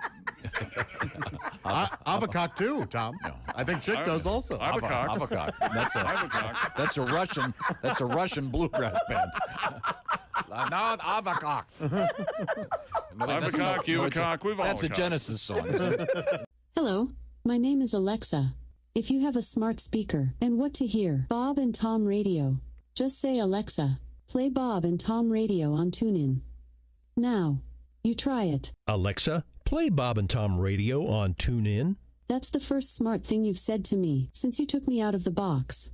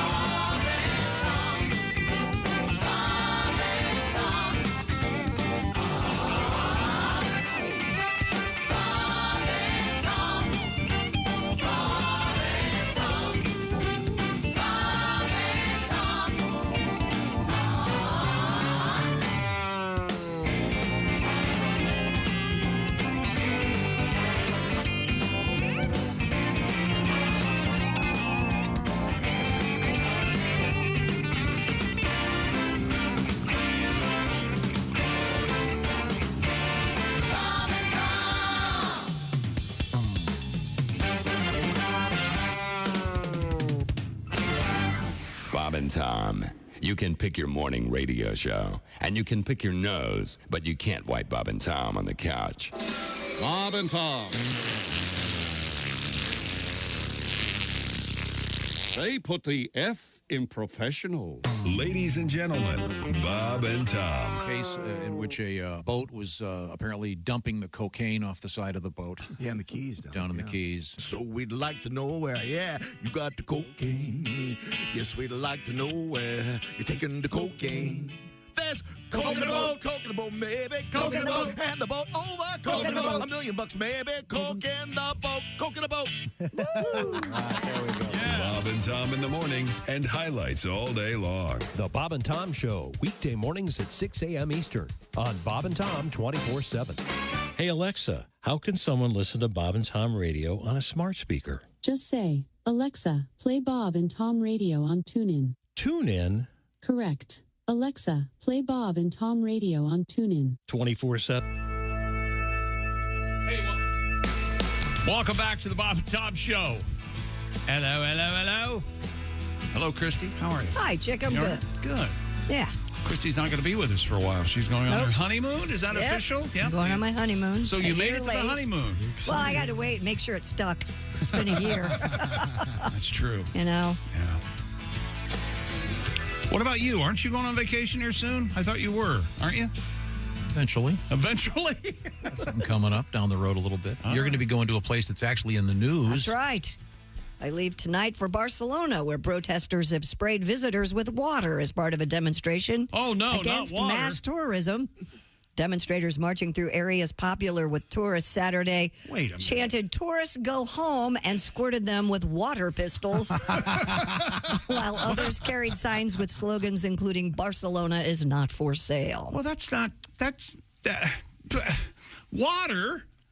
That's not going to make him, put something interesting in there. Stop! What are you doing? I'm just saying. What if they put wine, Christy? How about that? Put wine in the super Anything soaker. That would ruin my linen. Stop it. Well, the alternative is urine.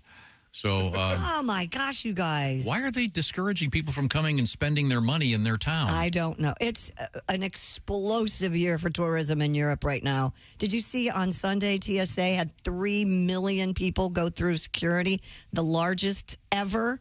They were screening a person, 35 people, and it's a crazy amount of. Instagram last week was crazy with, Europe's full, everywhere, Rome, Paris. Agents for TSA screened 3 million airline passengers in a single day for the first time ever. 8 of the 10 busiest days in TSA's history have come this year as the number of travelers tops pre-pandemic levels. On Sunday, they checked 35 passengers every second. Wow. Whoa. On average. Yeah, so I think I'll go to Barcelona today. Why not? Just don't go to the touristy spots. No. Well, what are you going to do? If you don't do the touristy stuff, what do you do there? Find out where the locals go. Okay. And just don't talk much, and they won't know you're an American. Oh, they'll know. Oh, they'll know. Absolutely. They'll know. You think so? Yeah. Oh, sure. Yeah. Yeah. Don't you think you'd know if some Frenchy person came walking? Not necessarily. You'd have your suspicion. I mean, I would tell they'd be smoking in the pool. Very, very odd. They're really into those cigarettes. Yes. In the last 7 days, how many people have you asked, "Where are you from"? Oh, lots. Exactly. So you don't think that Christy's going to get spotted? Can you understand? I don't know why I keep trying to do this. Why do you behave the way you do? You can't just go up to somebody and ask, "Where are you from?" No. I'm in the Uber, had a nice conversation with the guy, found out he was from Miramar. You can't go back without getting killed. Let's just take baby steps. Let's go to your Uber profile and uncheck the box that says "I enjoy conversation." Just keep it quiet. Willie and I because you're going to cause an international. Willie incident. and I were having dinner. Do you remember the lady was from? Yeah, you asked where she was from. She said Indonesia, and then you said, "Where's everyone else in this restaurant from?" Like you worked for an immigration. Sure. You did that with me. I don't know what it was, lunch or dinner, whatever the hell we were having. It was interesting. It was a Japanese restaurant, and most of the people there are from different parts of the Pacific Rim. We went to a steak place. Yes. And our server happened to be Asian. Mm-hmm. So guess what Tom asked her? Where's the best Chinese restaurant in the city? That is not true. All right, go ahead. I asked where the best Thai restaurant was. I stand corrected. Asked a person that looked Asian, that is Asian. No, possibly, but the person and they was go, from- "Where are you from? Boston." Okay. Well, this person was from Thailand. All right. Was that a really? Where's the best Thai restaurant in town? It's a fair question. What Did food they- is the closest? Did they answer you? Did yeah, they? I wrote it down. I got it right here. If you want me to tell you what it is. Have you gone there? No, it's way too far away. There we go. It's in Bangkok. I think she was trying to insult you, I think, is what she said. No, but we're really, and I went to the same restaurant like 3 times, and I was just kind of meeting the servers and just finding out where they were from, and they speak great English. It was nice to have them here in America working hard, just being a nice guy. Let's put it this way. If you heard that one of us was almost beaten to a pulp in the back of an Uber by an Uber driver, if we heard it was you, none of us would be surprised. Do you know that? I'd be surprised it took this long. Okay, well. I think you're being friendly, but I think you need to. You're a friendly guy. This guy talked more. I had a conversation with him for 30 minutes. He talked the whole time. Poor bastard. I can tell you all about it. Did you tell him what you did? So No, is he listening God, no. on the radio? No. It's none of his business, is it? No. Oh. You tell him you're in architecture, right? I told you the guy, I got in the car at the airport, and the guy had on hardcore rap. Yeah. Hip hop. And then it segued into country. I And didn't then say. what happened? What was the next song? Oh, it was just all country after that. Oh, okay. But it was low enough that I could hear him speaking, and it was fun. Okay. You do what you do. I was in the back. Usually I sit in front, but he had too much crap in the seat. You sit in the front in an Uber? Yeah, I like to, yeah. Oh, my God. What? I didn't think that was an option. Only unless you have 3 other people in the back. Right. Yeah. I don't think that's like, hey, I'm going to rob you. I'm sitting in the front. Right. Right? Tom, that's wanted to be up there with Biak. You're not supposed to do that. They usually let me. You know, as paranoid as you are about something going wrong, it's amazing how you cheapen your life every day of the. I just can't imagine. All right. Now, did you try to open the front door and he was like, "No, get in the back," or did you realize you looked in and it was just too I looked bad. in and there was a array of trinkets. So when the Uber pulls up, do you open the passenger door and go, "May I sit here"? Is that what you do? Yeah, sure. Mind if I sit down? Hey, how you doing? How's it going? What do you do? If Hey, you what were do an you Uber do? driver, wouldn't that freak you out? It would. Would you do that with a yellow cab in New York City back in the day? Would you ride in the front? No. Okay. Well, then what's the difference? They're not on New York, and have you touched anything on the dash? Like, have you changed the heat? Have you changed the radio station? Have you the volume of the radio? Yeah. Have you hooked up your Bluetooth? Have you hooked up your phone to the Bluetooth system? Answer the question. No, I have adjusted the heat. Or the valve. I ran into this. Vents, right? the vent. I ran into this in Austin in an Uber. The driver was amazing, wonderful, really nice, but he had this unbelievable collection of toys on his dashboard. It was crazy. I still have pictures of it. So did you ask him about it? No, I did not. It's none of my business. You're just sitting there taking pictures like a narc? That's right. That's right. And you clear your throat when the camera goes off. Yeah. You know. That's right. I'm not going to bother him. Yeah, I always like to say, nice car. What do you say when they How ask much you make a shift? What do you say when they ask you? I asked the guy how long he drove. He goes, 12 hours. He'd been driving. He was going to do the accent. Did you hear him? He was going to do. No, I wasn't. He was going to do the accent. It was real. No, I said, hey, welcome to America. Thanks for coming. We're glad to have you here. Welcome to America. I gave an apple pie. You don't see anything wrong in taking it upon Statue of yourself Liberty. to welcome someone to your country. You We've don't been here see- for 3 months. Hey, this guy's working hard, working a 12-hour day, driving me around. Good for you, buddy. Thank you. Offered him a drink when he came to the house. Really? Did you really? You asked him, you want to come in and have a drink? No, I said, can I? He thinks you're trying to pick him up. No. I said, can I get sit in the front seat? And check local listings. It was 95 degrees, and I said, hey, can I get you some nice ice water or a nice Coke or something? And what did he say? He said, no, thank you. Oh, I thought the accent was going to come out. We're going to trick you into doing it. This guy, hey, listen, he speaks much better English than I speak, whatever you speak in Miramar. So, nice guy. Well, I've got a 5 rating from all the drivers. I'm sure you do. He has a better Uber rating than me. What's your Uber rating? Like 4.97.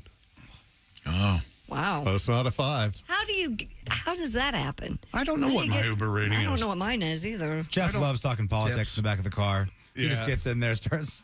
I think Scottsdale, Arizona guy marked me off. It is funny because some of those guys, 4.93. some of those guys will launch in politics either ultra left or ultra right. The guys that are going to talk aren't going to be in the middle. No. I got a It's always going to be super left or super right. And you can usually tell by what's on the dashboard.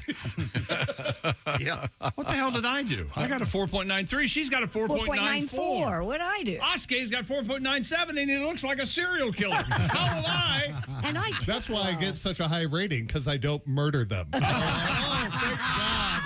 He let me live. You get a 5. That's nice. Coming up, we have a really cool song, I think, for Pat. Are we almost ready, Pat? Almost ready. Very excited. A rather unusual celebrity in the news for the wrong thing that I think you'll kind of enjoy. And the first rule about arson. We're going to learn that when we come back. This is the Bob and Tom Show. Reach us toll free at 1-888-BOB-TOM-1 or at bobandtom.com. This is the Bob and Tom Show.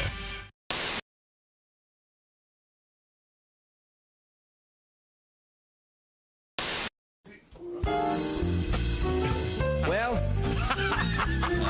looks like we got dumped. No. Is there anything you'd like to say to them? Well, our girls have left us, so I'd like to say just one thing. Oh, yeah.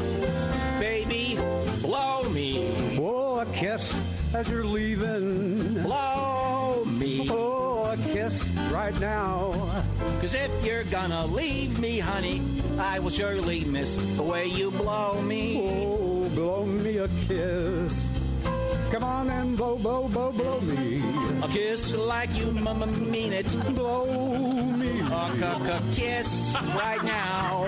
I really can't remember anything as hard as this. So blow me. Blow me a kiss. Wow. Some things in life are hard to swallow. She couldn't take it all, Dean. She couldn't handle everything. Who could? But if she comes back tomorrow, I'll be shooting my wad on flowers in the rain, honey. Blow me. A kiss as you're leaving, baby. Blow me. Oh, a kiss as you go. And always think about me as you're going down your list. And blow me. Blow me a kiss. I'll miss her arms and her elbows. I'll miss her arms and her elbows. I'll miss her legs so tall. I'll miss her legs so tall. I'll miss her neck and her shoulders. Yes, sir. But I'll miss her head most of all. Rock out, fellas. Swinging them, Allie. Baby, blow me. A kiss as you're leaving, baby. Blow me. Oh, a kiss as you go.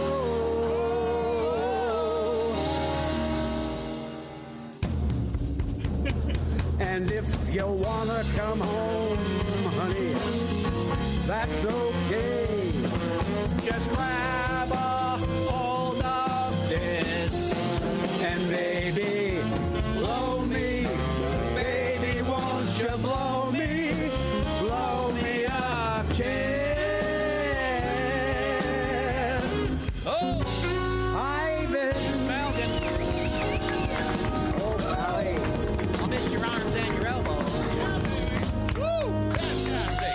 The Bob and Tom Band and Orchestra. Amazing. Thank you, Dean. Thank you, Jerry. Oh, that's fantastic. Hi, this is Christy Lee from The Bob and Tom Show. Thanks for watching this morning's show.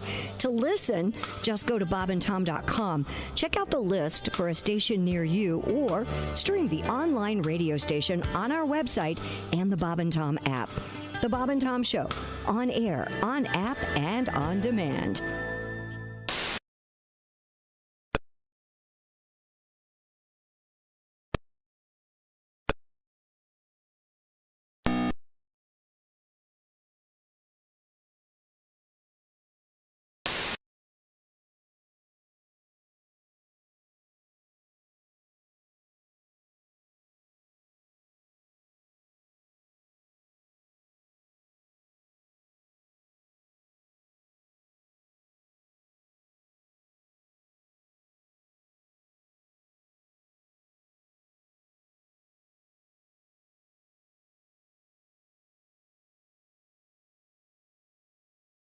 And that's your news. I'm Christy Lee. More of the Bob and Tom Show on the way.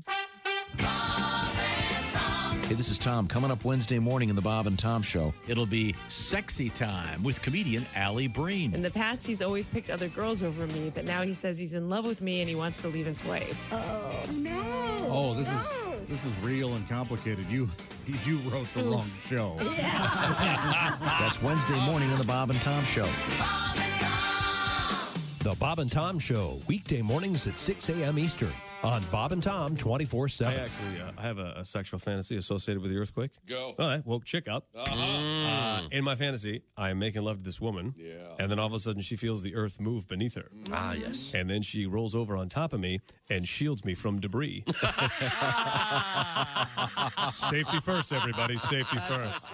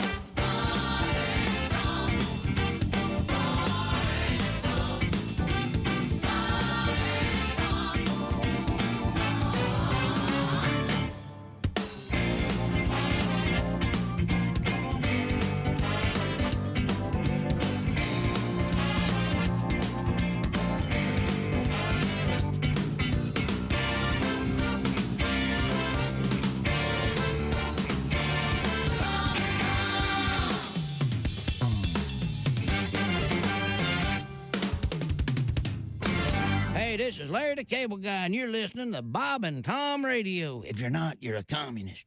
Ladies and gentlemen, Bob and Tom. You know, Michael McDonald, he talks about being on the road and how much he loves to go to restaurants after shows. Uh-huh. His favorite restaurant's Waffle House. Did you know that? I do now. You have to ask me if I like my hash browns, like in the text, covered. Michael McDonald, do you like your hash browns covered? You don't know me, I like them smothered. Bob and Tom in the morning and highlights all day long. The Bob and Tom Show, weekday mornings at 6 a.m. Eastern on Bob and Tom 24/7. Spanning the globe to bring you the constant variety of curvy cleavage on display.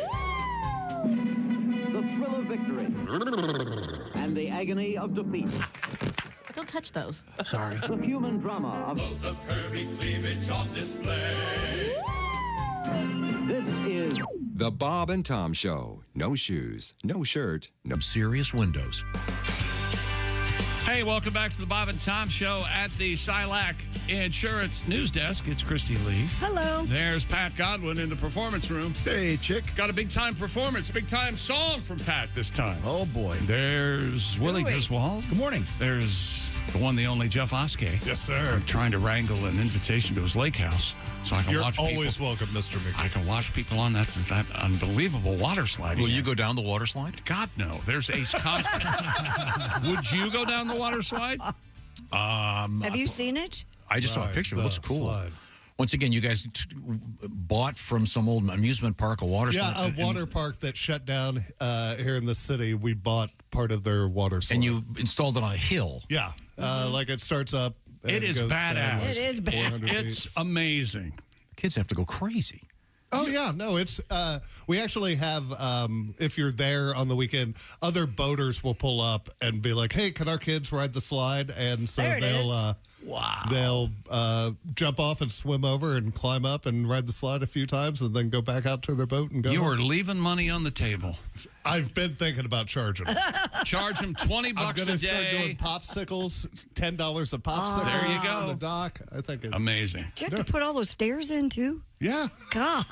We built the whole thing That's from great. scratch. That is fantastic. Good That for is you. Yeah. Incredible. So we were talking about riding around in taxis and Ubers, et cetera, et cetera. You guys object to the fact that I like to talk to them and find out about them. I still say you're an international incident waiting to happen. And but you know, a lot of these folks have come over from other countries and are working super hard, and I applaud that certainly.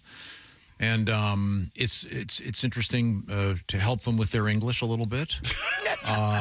Wait, where'd this come from? That's where the issue comes from. You're supposed to have a conversation. You're not supposed to help them with their English. Here we go. And the one thing he didn't understand was when he'd be telling a story and I'd go, next. You know, the guy hadn't been listening to the show. He had no idea. They kidnapped 3 of my children. Next. But no, great guy. And it's interesting also because, he's moved over with his family and his kids are all going to school here. Nice. And, he goes, they speak better English than I do already, which is kind of cool. That's nice. That's kind of the way it I'm works. surprised you didn't offer him a job. That's your MO. Well, if there had been something wrong, well, I can't see out of my left eye. Now that I think about it, he was somewhat conversant with the world of sports. There you go. Oh, that's funny stuff. You think for 1 minute where you would be without me, pal. Just 1 second. And then all of a sudden all he right, goes, stop it. He goes, you Darvish, me Biak. That was his name. He's good. Biak. Pretty close. Yeah. How do you spell Biak? The TCH is silent. B-I-A-K. Dear Bob and Tom. Yes. Chick, you've been playing the chant USA, USA. Oh. USA! Every time I hear it, Brian says, I picture fans at the edge of the Seine cheering on the USA swimmers, and all of a sudden, a couple of turds float by. Maybe this chant can be the new intro for Stupid World Records since you're sick of the old intro. I am. I really am. Mostly because it's me. I don't care. Stupid World Records. Plus, it kind of shows the amount of enthusiasm you have toward the segment. Thanks, Brian. That's true. You invented the segment. I did not. Did I? Is that the party line? Okay. Okay, well. I don't know how it started. You did? That's all I know. I don't remember that. Now, has anybody found out about the shoe thing yet? What shoe thing? I want to. Is there an official shoe for each sport in the Olympics? That's your area of expertise. Yeah, but I don't care. I don't care. You're the one that has 300 pairs of shoes. Well, okay. Used to. Is there a basketball shoe? Yes. Is there a breakdancing shoe? There's a shoe for all of the sports, Tom. Track of course and field, there is. yes. And are they This all is a Nike? stupid question. Are they all Nike? Yes. I would think so. They make shoes. Well, thinking so doesn't make it so.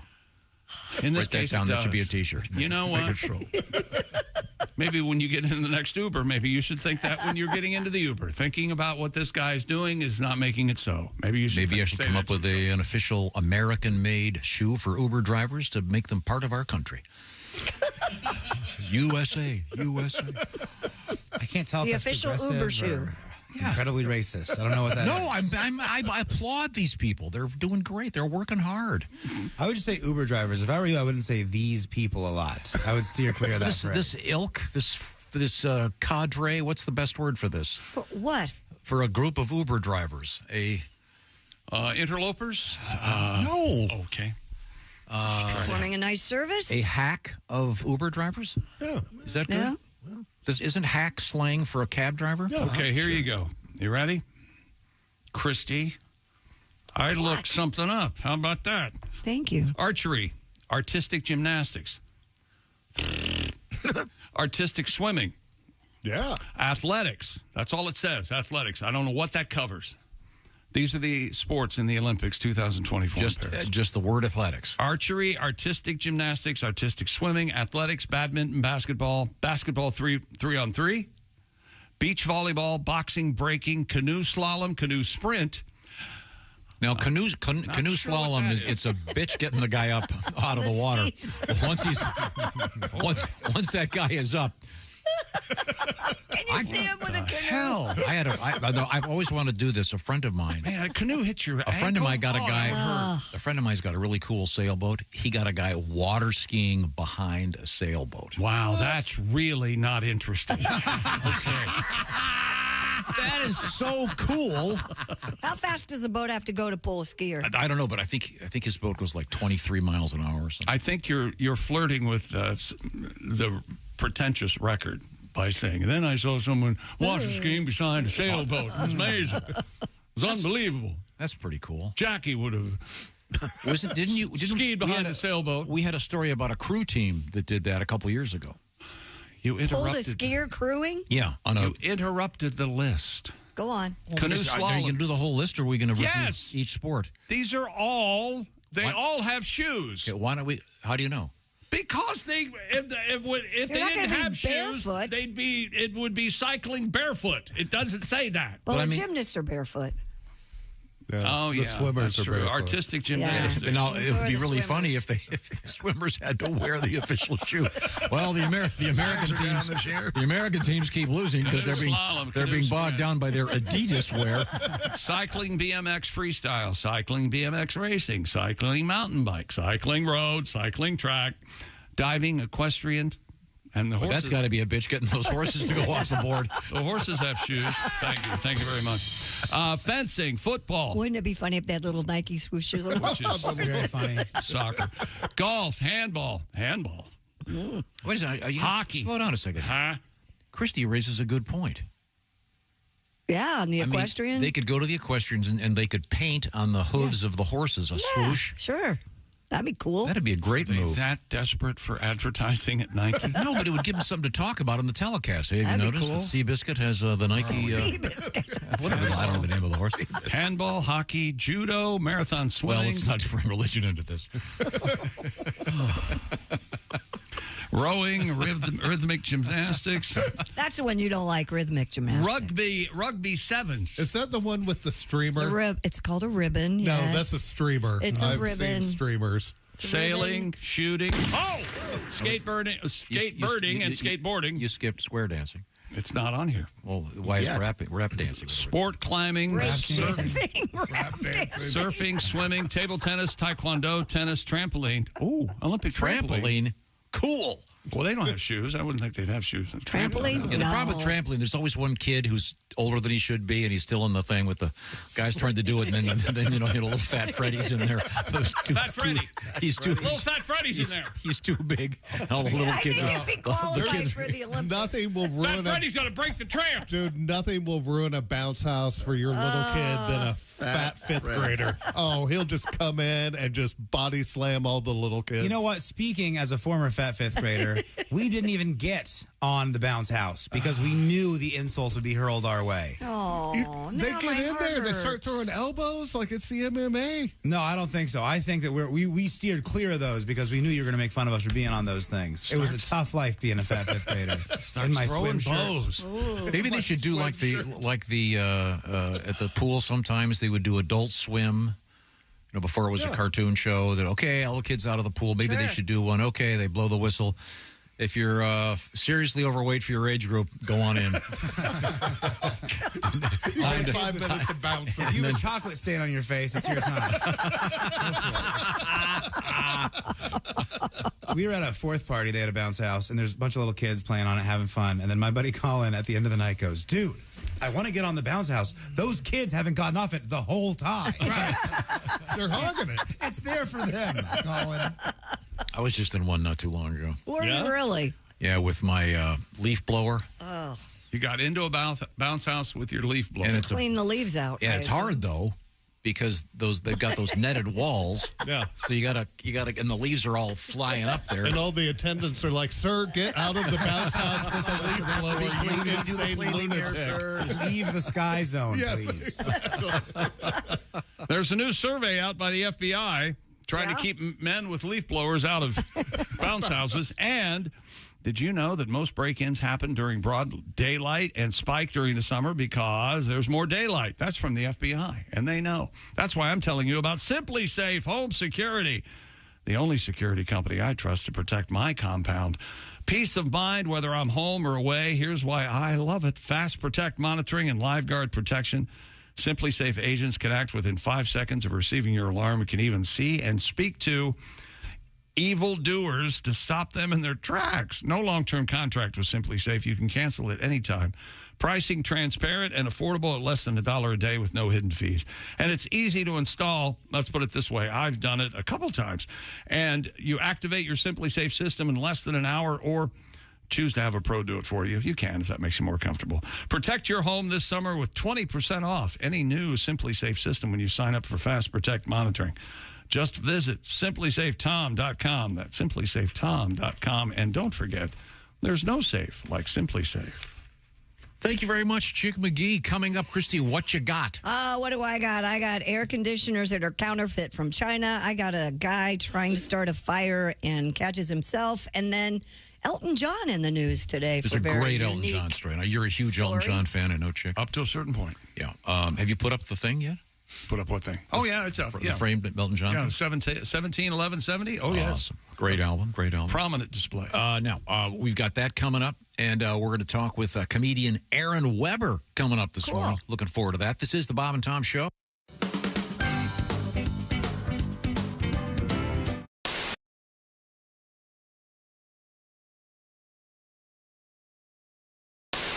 This song just kind of popped out. This is from a father to a daughter perspective, so here we go.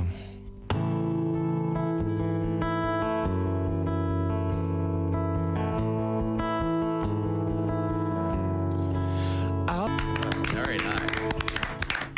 Edwin McCain, that is great. Now, Bob has split the hot dog and put the cheese down the middle of the hot dog. Good. That's fine. And now you're going to stuff that in the And I had to surgically remove the end of the hot dog. I circumcised my hot dog. to fit in the Twinkie. So it'll fit in the bun. Now, did you? That isn't a bun, though. It's a Twinkie. Now, did you take? It is the bun, my friend. Did you take the cream out of the Twinkie? No. No, you don't want to do nuts? that. Why would you take the cream out of the Twinkie? Why would you take the cream out? I'm going to take the Twinkie and shove it in there. Take it, Twinkie. Oh, the Twinkie split open. Look at that. Let me see. Hold up your Twinkie. Now, Bob's looking. Oh, boy. How does it taste, Bob? Bob is now taking a bite of the cheese Twinkie hot dog. Say the secret word, the dog will come down. Give you on it out. Bob, your thoughts? That's not bad. So you've got the Twinkie, which is a cake instead of a bread bun. It's actually not bad. Well, Bob likes it. A little sweet taste, a little salty taste. Holy mother of God, this is delicious. Oh, my God. Have we done a calorie estimate on this? I want to make a point that Bob is using a hot dog as a pointer. As a pointer. You have got to try this. Me? Yes. No. Just one? Yes. One little bite. One little bite. Just one little teeny tiny bite. Come on over here. Come over here and buy my hot dog. No, we can do it tomorrow if you want to add bacon. We can make arrangements. She's eating it now. She's eating it now. Oh. Okay. Go, baby, go. I hope none of this creamy stuff gets on your cheeks. Now, Bob, put your hand on the back of her head. Sorry, I don't know what that was all about. Don't hold her ears. Just, you're gonna love it. You're gonna love it. You're gonna love it. Can she let her put it in her own mouth, for God's sake? Oh, yeah. Sweet and salty, yummy. Christy, your thoughts, please. Could you get near the microphone and give us your thoughts? It's not bad. Don't talk with your mouth full. It's not bad. See, how about that? Bingo.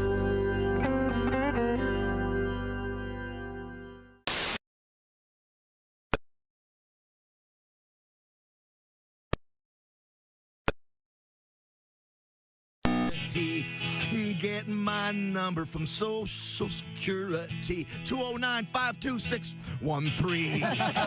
Child support's due, you can pay that too. Please steal my identity. BB, steal my identity. All right. Yeah. Great, man. Thanks. My favorite part is look at all the stuff we owe. Boy, ain't that the truth. Bob and Tom in the morning and highlights all day long. The Bob and Tom Show, weekday mornings at 6 a.m. Eastern on Bob and Tom 24/7. Bob and Tom. 5, 4, 3, 2, 1.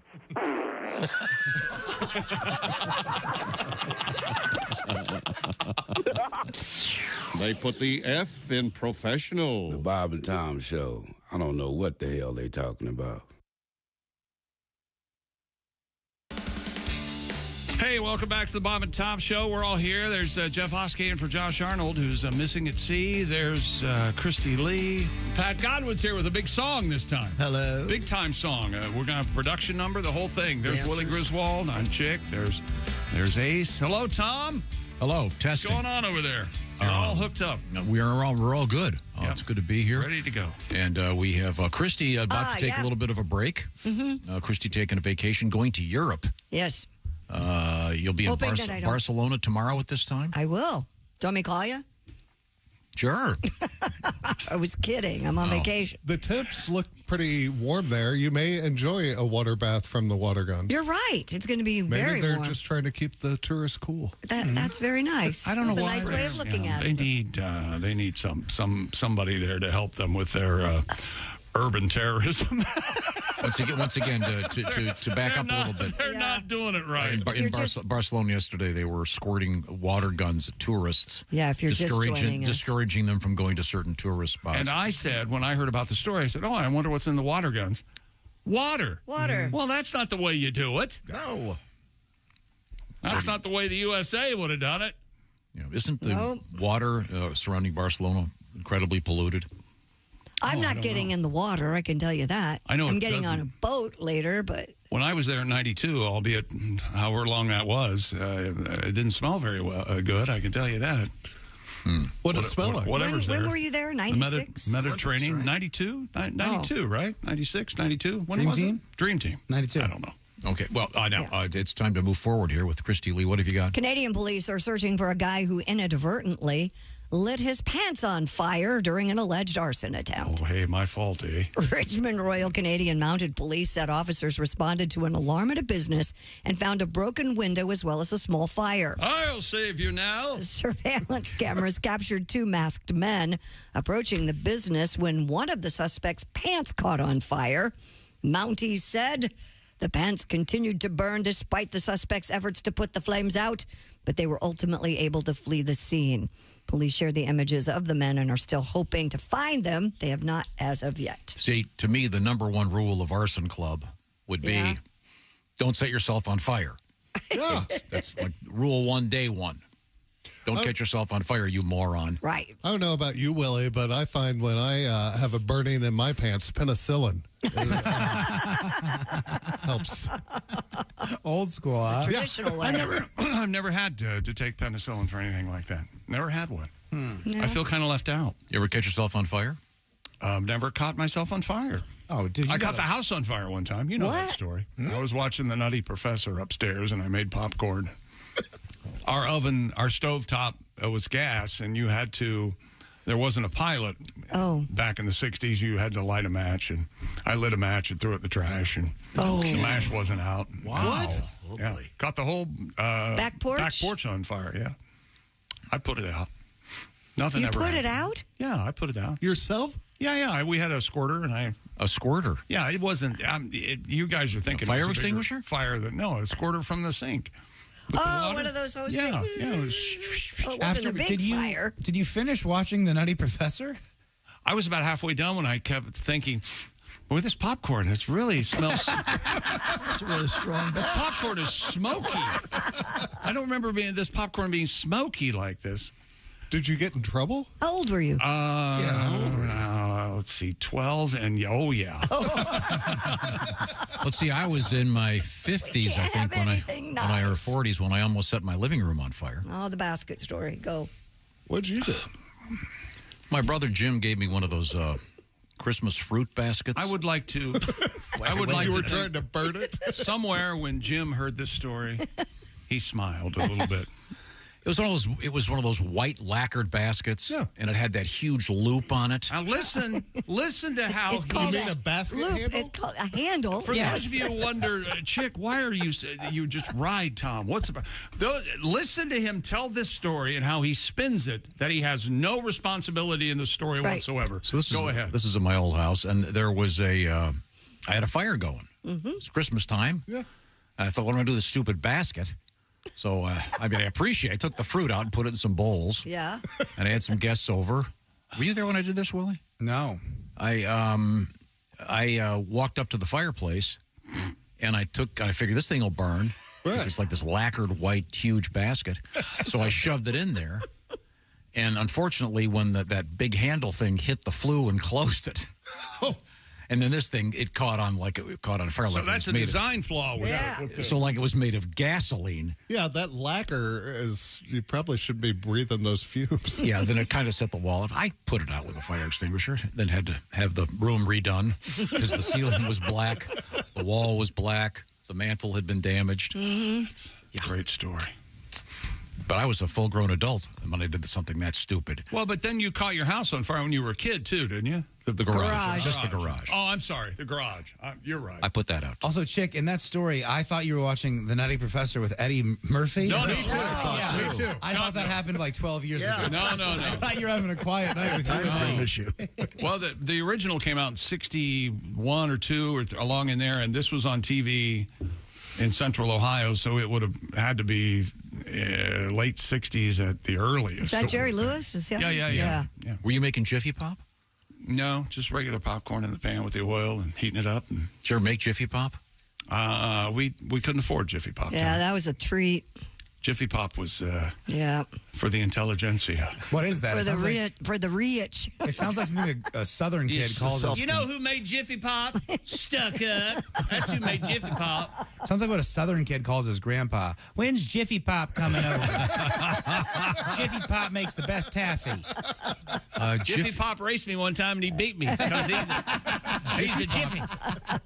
Jiffy Pop and Skip, mammy. It comes in like a tin. It looks like a pie tin. With a handle on it. Right. And you put like pop. No, it's already in there. It's already in there. You just put it on the stove and you start shaking it. You start shaking. And it pops up into turns this into a Ross big Victorian hat. Is it like caramel or cheddar or just No, classic it's just regular? regular. But it was just cool because it was kind of fun and it made this sort of silver globe. Right. And then it was great if you could afford it. The one that we had when we were kids is that we had the classic microwave popcorn, but at Blockbuster, they would sell like already in the movie theater popcorn. Oh, yeah, I remember and that. And then they cost like $8. We were never allowed to get it. We got it one time. That thing was awesome. Love that thing. Yeah, they still make Jiffy Pop in pretty much the same. Ace, how many Jiffy Pops you got at your house? I was never a fan of Jiffy Pop. Okay. Why not? I'm an air popper. Air popper. Oh, sorry for 1 second. What's an air popper? Oh my God. A popcorn machine? Yeah, it's just You've never seen an air popper? You put kernels in it, and the air heats up. Heats up air, and then no middleman. You don't use any oil, or it's safe. It's healthier. Oh, that's fancy. Been around We a don't while. have one of those at my place. Had mine for 20 years. I'll have to talk to my builder, see why we didn't build one in. What about the whirly pop? Where's the air fryer? Hey, Mark, got this ice machine that I hate. Where's the air popper? You need a whirly pop. That's where you have the crank. I have that. Oh, I have one of love those. my I love whirly that. pop. I don't know what I paid for my Cadillac whirly pops, but it was worth every penny. love my whirly pop. Okay, I'm sorry. You got to walk me through this, too. Well, you put the oil in, then you put the kernels in, and then there's a crank. It has a on top the that side. clips on. And then you Metal just things keep at the bottom keep turning, the and it kernels starts going. popping. Right. And, yeah. Nice. Oh, it's yeah. great. It's something else. It's probably been around since the 30s. Good but, corn. Oh, yeah. good. Good corn. Very good. Okay, very good. The only way to go. Interesting. Okay. Although the microwave popcorn's pretty good. Yeah. In a bit. 2 minutes, we're done. Yeah. Got to be careful you don't burn the hell out of yourself. From True. what? The steam. That first open. Yeah. You remember that guy? Some guy opened one up and breathed it in, and he sued and won $1 million or something. I think he was doing that over a long period of time. I don't think it was just one and done.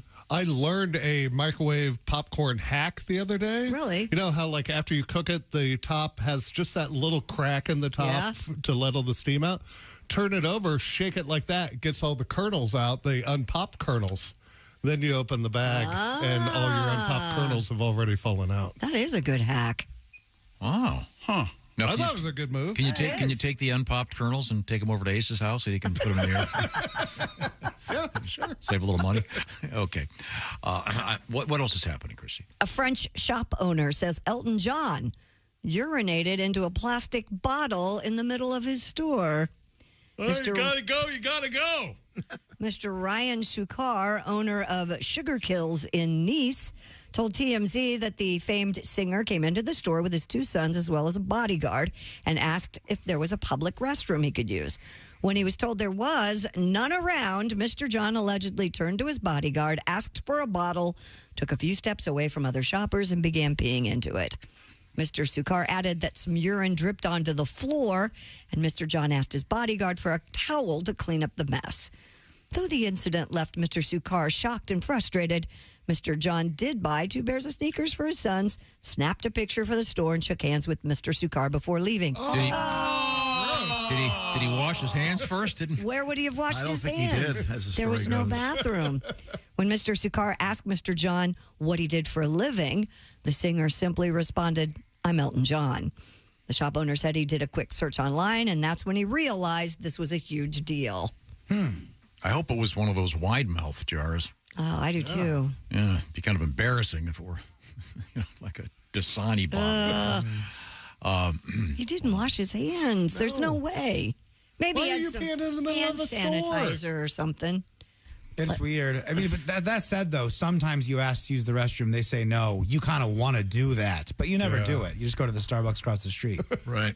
Well, he said there were none around, so Well, you Pat, gotta go. You gotta go, I guess. You have a tribute to the urination of Elton John? Let's try it.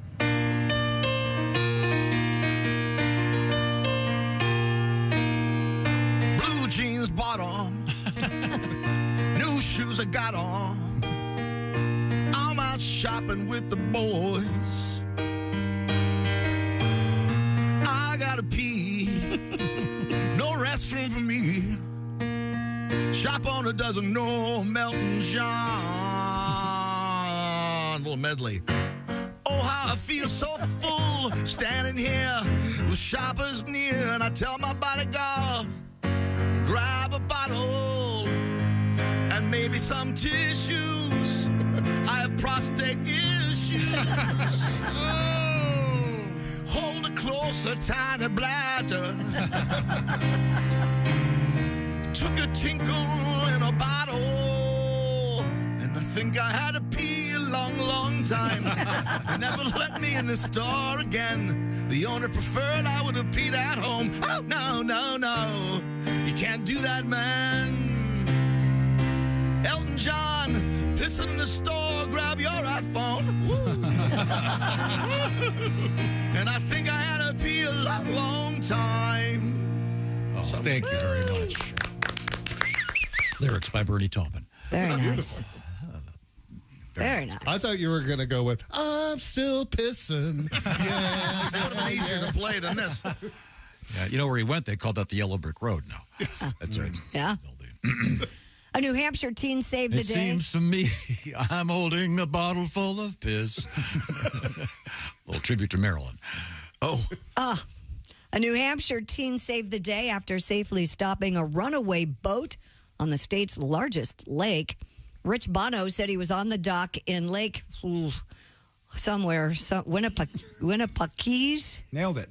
Wissapataki. No, you're close. All right. Winnipesaukee Smith Cove when he spotted an empty boat circling around in the water. He later learned the boat's operator, a sailing instructor, had fallen overboard. Mr. Bono began filming and captured 17-year-old Brady Porcon jumping onto a personal watercraft, pulling alongside the runaway boat, hopping onto the vessel, and cutting the engine. Onlookers can be heard cheering and clapping for the teen who managed to stop the boat before anyone could get hurt. Mr. Procon, who is joining the U.S. Navy in the fall, told WMUR-TV, the experience was both scary and fun, and he added he would do it all again. I got a couple of questions. Where's the guy that went overboard? And what happened to the jet ski that he rode over on? Did he just... Presumably, he pulled up next to it, killed the engine on the jet ski, hopped in the other boat. Oh, okay. That's my guess. Yeah. But, I mean, it's... super dangerous. This is like that scene in every Western where the guy gets on the horse, goes up to the train and jumps over. I mean, how many heroic acts have ever taken place with a sea-doo? Yeah, good point. I mean, every once in a while, I'm sure they do. Have you seen the ones where the guys in the sea-doos drag the surfers out to those waves that are 20 stories high or whatever? Yeah. That's pretty scary. Well, over on Bondi Beach. Yeah? Which is a great lifeguarding show on they is that in Australia? Yeah. You couldn't tell by my amazing Australian accent at Bondi Beach. No. And that's how they rescue the surfers. They go out on jet skis and drag people out of the water. Yeah. They did 95 rescues in one day. What? In one day. It's like, why do you let people go into the water? No joke. Mm-hmm. Like, it's insane there. Whoa. Is this one of those places with the sharks? Yeah. Yikes. But it's like an amazing surfing place. And so all these people from around the world go there. And a lot of people who don't know how to swim are getting in the water. And that makes a lot of sense. They saved like 5 guys, like a group of 5 people got washed out, and they saved 5 people at once. They're just throwing them up on their jet skis. Like just grabbing them by their hair out of the water. Are you serious? Yeah, because they're under the water, so they have to drag them out by their hair. Oh. and they throw them up on the jet ski. Is this a reality show or is it scripted? It's reality. No, it's reality. Okay. Bondi Beach. You ever want to go down to Bondi Beach and get in a little trouble? Have some of the fellas save you? Oh, dude, they are some handsome men. Where's that? I got to look that up. It's in Australia. Is it on Hulu? Where do I find the show? Yeah, it's on one of those. Okay. Knucklehead. So, now, you did mention something that made me think here, Christy. So there's a boat. The guy falls off the boat. Right. And the boat's going in circles with the engine on. Right. He pulls up on the jet ski, hops the boat. The guy in the water. Yeah. He had to be concerned that the boat would come around and hit him. Yeah. No joke. That would have been ugly. No, yeah. Yikes. Wow. You don't want to get Evan rooted to death. Be a rough way to go. Is that what they put on the certificate? Yeah. This is no boating accident. You may have heard us talking about Raycon's everyday earbuds. You know that. The same audio quality I expect from big guys, but about half the price. Sounds pretty good. Well, now it sounds especially good because Raycon's just launched their upgraded model of best-selling everyday earbuds. Now, with Raycon, you also get active noise cancellation, gel tips with an ergonomic design for that perfect fit, and multi-point connectivity that lets you pair with 2 devices at once, plus quick charge function and weatherproof and sweat resistant.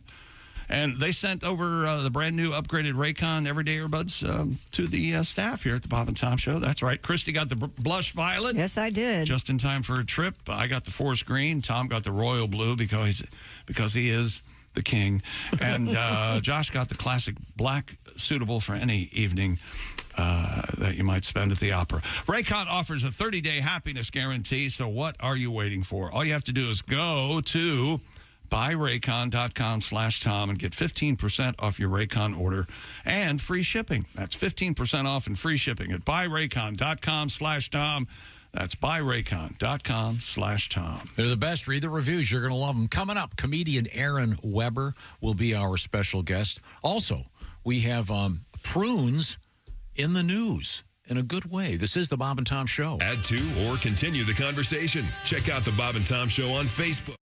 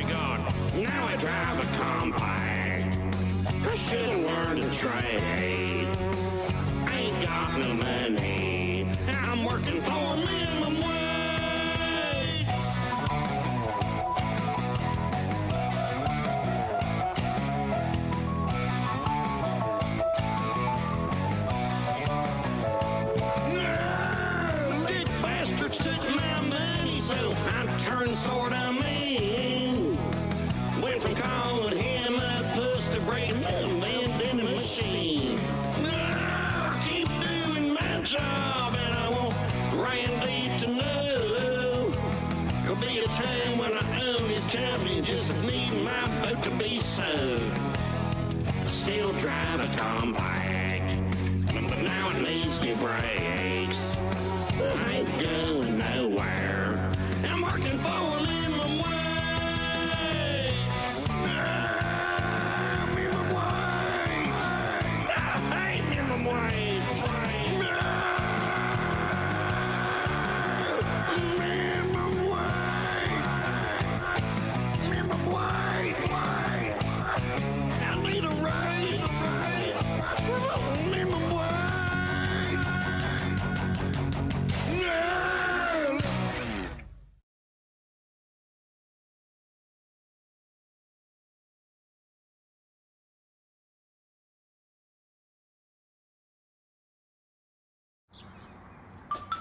Is that Chick McGee? Why, it sure is. Chick McGee, who knows that an annuity from the folks at Silac Insurance Company means a retirement check in his mailbox every month. Chick works on perfecting his mailbox opening technique. Easy, Mr. McGee. Don't blow that elbow out. Chick isn't quite retired yet. He's just practicing for it. Because one day, Mailbox McGee will be taking his retirement the easy way. SILACINS.com. Silac Insurance Company. Hello, my name is Alexa. Are you looking for Bob and Tom Radio? Well, it's on me. Just say, Alexa, play Bob and Tom Radio. Wednesday morning on the Bob and Tom Show, I'll be... Oh, hold on just a minute. Okay, we need to locate some... Just read this. Okay. Is it Irma? Ima. Will the following person please report to my office? I'm a jackass. I'm a jack... Okay, fine. That's Wednesday morning on the Bob and Tom Show. Bob and Tom! The Bob and Tom Show. Wednesday morning, 6 a.m. Eastern, worldwide on bobandtom.com. You know you're too out and you're eating cereal naked and your girlfriend tells you to put some clothes on, you realize it's not your girlfriend, it's just a woman on a bus. That's how you know you're too hot.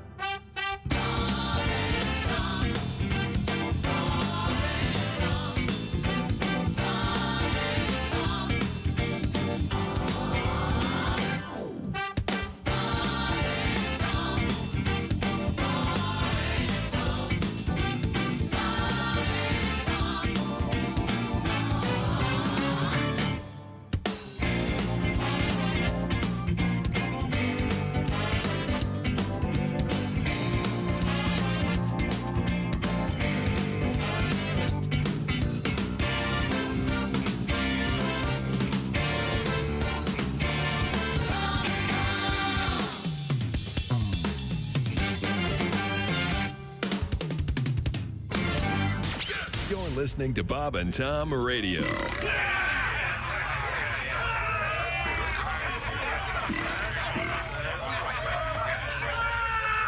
Essential Morning Radio. This is Bob and Tom Radio. 24/7. 24/7. Ladies and gentlemen, Bob and Tom. Case in which a boat was apparently dumping the cocaine off the side of the boat. Yeah, in the Keys. Down in the Keys. So we'd like to know where, yeah, you got the cocaine. Yes, we'd like to know where you're taking the cocaine. There's coke in the boat, maybe. Coke in the boat, hand the boat over. Coke in the boat, $1 million maybe. Coke in the boat, coke in the boat. There we go. Bob and Tom in the morning and highlights all day long. The Bob and Tom Show, weekday mornings at 6 a.m. Eastern on Bob and Tom 24/7.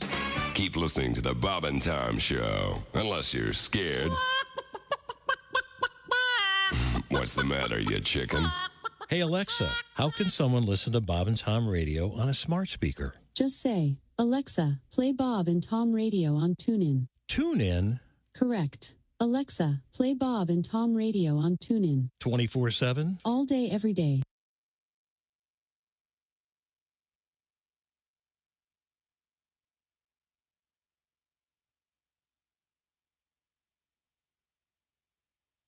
Just like him, didn't it?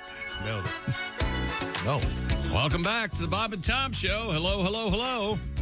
Hi, Tom. Hi, coming up in a few minutes, we're going to talk with comedian Aaron Weber. That's the rumor. You may know him from his podcast with Nate Bargatze, an occasional guest, Greg Warren. Huh? Greg Warren occasionally guests on that podcast. We'll find out about that. It should be fun. Right now, we check in with Christy Lee at the news desk. From the astronomy desk, an exoplanet infamous for its deadly weather has been hiding another bizarre feature. It reeks with a smell akin to rotten eggs. Oh, yeah, methane. Up to their hips in methane. This, according to a new Johns Hopkins University study of data from the James Webb Space Telescope. Now, how can they smell? The exoplanet is known as HD 189733b. Great name. It's a Jupiter-sized gas giant. Real catchy. With trace amounts of hydrogen sulfide, a molecule, of course, that gives off the rotten egg stench, as Chick mentioned. HD 189733b. Why wouldn't they give it a name? Because there are a billion of them. All right. It gets kind of hard after all, but whenever they take a whiff of this thing, the other planets blame it on Pluto. Hey, the dog did it. Hey, why does Goofy talk and Pluto only barks? What's going on there? Sorry. Yeah, they can tell, Christy. I guess it's some kind of light thing, I guess. That they can smell. They can tell what's in the air. Smell-o-vision. And they know it's smelloscope? Yeah. Yeah. Is it the smelloscope? Could be the smelloscope, yeah. Wouldn't that be great? I think smelloscope would go the way of quadraphonic. Didn't we have smell-o-vision movies? Didn't John Waters do a smell-o-vision thing? They did a scratch and sniff. Yeah. They'd hand out a card. Right. Smell-o-vision, dead end, quadraphonic, 3D TV, dead end. No. Dead end. But, I mean, would you want to have a flashlight-like device? You could point it at stuff and it would tell you on some kind of scale what the smell was? No. No, I wouldn't. You are really turned off by smells, aren't you? I don't think that's. I'm with you. I don't think there's a need for that. Like you call that Uber, you open the door, turn the flashlight on, and go, nope. No, you've been boiling goat at your house. You've been boiling goat at your house. We're back here again. Oh my God! No. Just when I think you see, that's the thing. You know how to talk. You just refuse to. It'd be fun. Really? Tell them about their cooked goats. No, if there was some kind of, what would it be, some kind of numerical scale about how much something stunk. When did you change so much? You could point it at your garbage can and go, duh, but man, that's rough. We got to get that to the dump. That just registered to 77. You're kidding me. Do you ever wonder what you would be doing had you not fallen backwards into this radio thing? I don't think... if you were a regular person of society, walking around, trying to work in your dream, your restaurant, I don't think you'd last a week. He would be pointing it at his flatulence. Yeah. There you go. Got your feet up in the air. Hey, get a load of this. Click. No, but I mean, for example, you'd be in this room and all of a sudden it starts to stink. You take your little device, you put it around the room. Well, Christy, you thought that was an SBD, huh? Whatever. Green cloud irradiating. Boy, my dogs. Why do dogs have the worst? I think my oldest dog, she's getting older. She's going to be 11, but she, whew, you got to keep the candle lit. It's not good. I will tell her, Monkey, go up to bed, and she will get up and go to bed. They're so bad. Oh, Leo was like that last night. Oh, it's awful. Sorry to hear about I have female dogs, so they don't fart. I have female dogs. I have a female dog, and she farts. Oh, that's just a rumor. That's what she told you, right? Okay, good. What else you got, Chris? According to a new study, prunes apparently build strong bones. Now, prunes are plums? What's going on there? Prunes are dried plums, yes. Are you sure? What? Yes, raisins are dried grapes. I don't know about that. Yeah. Now you got me thinking things. Research dates. published. What about craisins? Craisins are made up. I don't think they have a dried craisin. I think they're cranberry raisins crammed together. Do they? Or craisins only come as dried craisins? Yeah. They come dried. Yeah. Research published in the journal Osteoporosis International. Boy, that's got to be a great book. Good read. Yeah, it comes with it. By the way, I saw a copy of this. It has a curved spine on the journal. There's no advertisements for starter homes in that. I can tell you that. Good God. Reveals that a daily serving of prunes helps slow down bone loss and decrease the risk of bone fractures. I'm surprised you think people would break their bones rushing to the toilet. Dr. Mary Jane D'Souza. D'Souza? D'Souza. You've got to stop. John Philip Sousa, marching band. Her dad. I know the bass clarinet part for that, if you'd like. She's the professor of kinesiology at Penn State, said in a media release, quote, in our study, we saw that daily prune consumption impacted factors related to fracture risk that's clinically invaluable. Well, this is nice to know. What do prunes taste like? I don't even know. Oh, they're great. They're good. Are they? I'm a big fan. Yeah, I like prunes because he had them around growing up. One day, like 10 of those things. And he told me, hey, only 2. And I really ran to the bathroom that day. Oh. They'll get you. Huh. Really? Oh, yeah. I need strong bones. I'm going to start eating prunes. Like quick turnover time, too? Oh, yeah, for sure. Yeah, they lube you up. Oh, really? You don't want to eat some before you go on a car ride? Maybe a couple. Oh. Yeah, Willie's right. You don't want to be doing. What do they prunes. taste like? They're good. They kind of taste like Dr. Pepper. They're sweet. Yeah, they're Did you ever had a date? I have those dates. In there. I like those, dates. Those dates are like candy. Yeah. Yes. So good. That's why they put them in a lot of candy. Yeah, prunes are good. I can't believe you never had one. Never had one. My grandmother always had them, and it freaked me out. Yeah. Like, ugh. You never had prune juice? No. Stewed prunes? No. Those are good, too. Why do you stew them? Well, you can't eat them raw. That's insane. I have no idea. I don't either. How you stew a prune. Well, how would you cook them? I wouldn't. On the grill outside? You wouldn't cook them. Don't you just eat them out of the box like a raisin? Mm-hmm.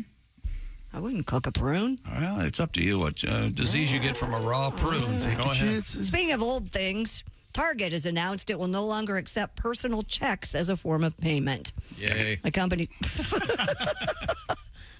spokesperson told NBC Chicago that the decision was made due to extremely low volumes. Is there any scene funnier than Jeff Bridges as the dude writing a check for cream at the grocery store in the middle of the night? Adding that several measures have been taken to notify customers in advance.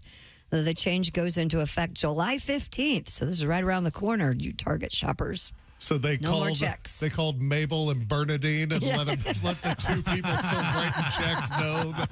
Yeah, I'm sorry, Mabel. I'm going to have to restock all these Werthers. Yeah, it's a check. You don't see that much anymore. Writing a check? Very rare. I've seen it at the grocery store recently. I was just behind one. Mm-hmm. But they do have a thing now at Target where, do you want extra money? The cash back. Well, they have cash back everywhere. Oh, no, if you for use your years. debit card. No kidding. I mean, only for like a decade, so don't worry. You're like that far behind. You're actually, given the way you've recognized some things, you're way ahead on this. So. I've just heard about it. I had no idea. This is a common thing? Yes. By the way, fun fact. Just at Target. Yes, Tom. Fun facts for college kids. Go to Target, get some cash back. Your dad thinks you're getting groceries, not beer money. It's a pretty there you go. See? There you go. No idea. Oh, honey. big on cash back for a while. Tom. You need to get out more. I love my Did Target. you just say you lived on cash back for a while? Yeah. At least for beer money, yeah. Groceries cost $2.80 a week. I'm pocketing $40 for beer. My hero. Yeah, sure. Why not? No idea. We're not surprised. I should look into things. We're going to take a break. Come right back with comedian Aaron Weber. This is the Bob and Tom Show. Thanks for listening to the Bob and Tom Show this morning. Even though we're not too much to look at.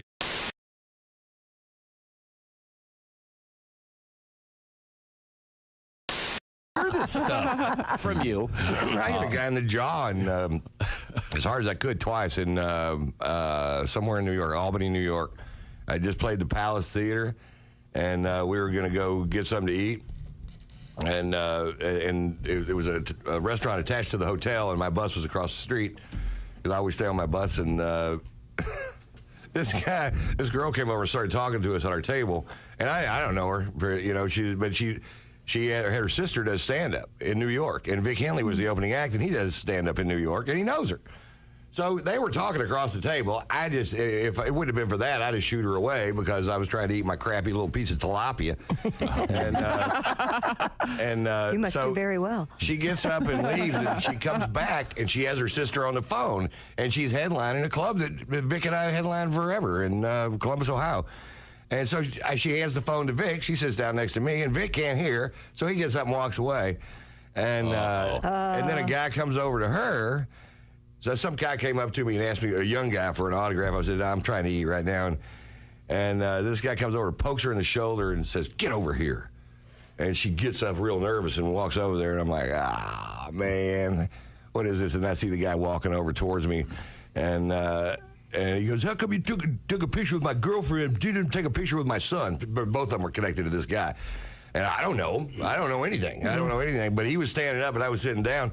So I started to stand up, and he shoved me back down in my chair. Uh-oh. And I'm like, all right, okay. And so it was ugly. It was a nice place, too. Wine glasses, tablecloths, and it all went flying. And I got up and shoved him, and he took a big swing at me and hit me, but not really with a punch, but hit me and left his jaw just hanging out there. And I'm like, all right, here you go, buddy. You can't leave your jaw hanging out there. And I just, boom.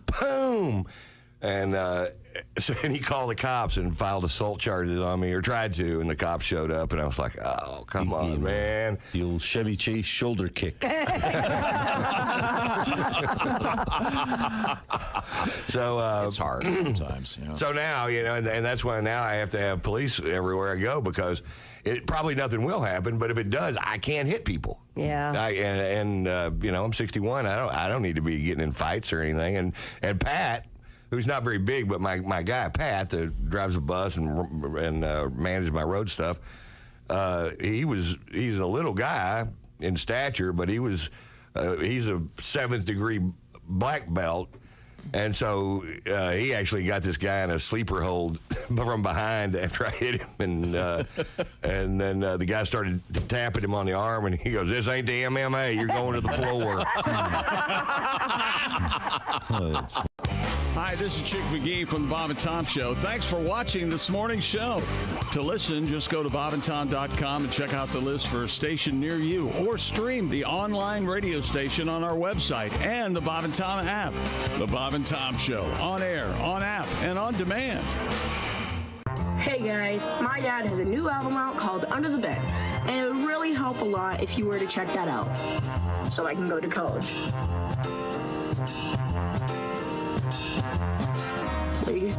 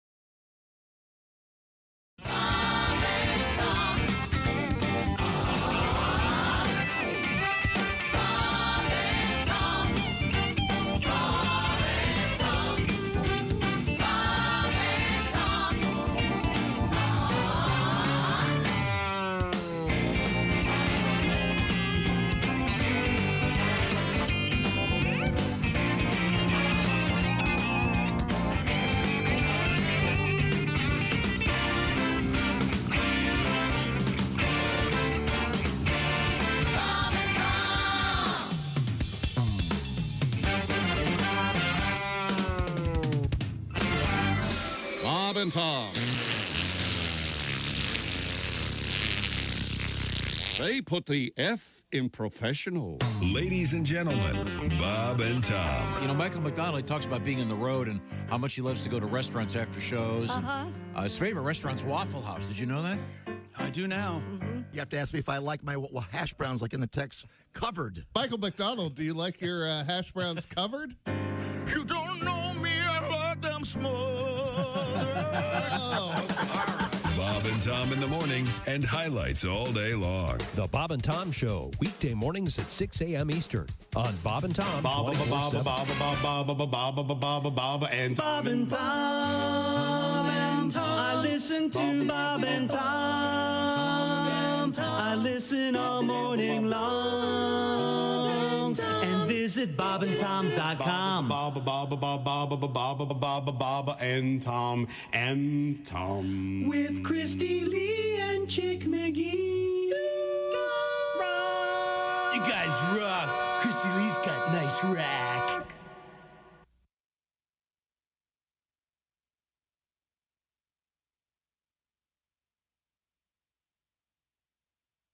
But he loves them. Hey, welcome back to the Bob and Tom Show at the Silac News Desk. It's Christy Lee. Hello. There's Pat Godwin. Hey, Chick. There's Willie Griswold. Good morning. He's here. There's Jeff Oskey. Good, sir. Evidently, Josh Arnold rumored to be back tomorrow. Is that true? Yes. That's the rumor. I ain't buying it. There's Ace Cosby. I'm Chick McGee, and here's Tom. Thank you very much. I believe we have Aaron Weber on. There he is. Look at that handsome face. Aaron Weber joins us. What's going on, everybody? It's good to see you. Thank y'all so much for having me. This is a big deal for me. I've been doing stand-up for a while. All over the country, people ask me, have you done the Bob and Tom Show? And up until now, I've been lying about it. So this is good for me. Because when you start doing stand-up, when you get brought on stage, you have no credits, right? So they just go, how do you want me to bring you up? And I say, just say whatever. And people will lie. And they go, you've heard this guy on the Bob and Tom Show every week. And then people are so nice after a show. People will come up to me and go, I love you on Bob and Tom. And I'm like, all right. Yeah, I've never been on there, but. Well, we're thrilled to have you. Absolutely. Largely because you're a friend of Greg Warren's. Let's not get friend's a carried strong away. word. Yeah. Friend's is a strong word. He's my grandfather's age, so I definitely look up to him. But he is getting up there. Yeah. Wow.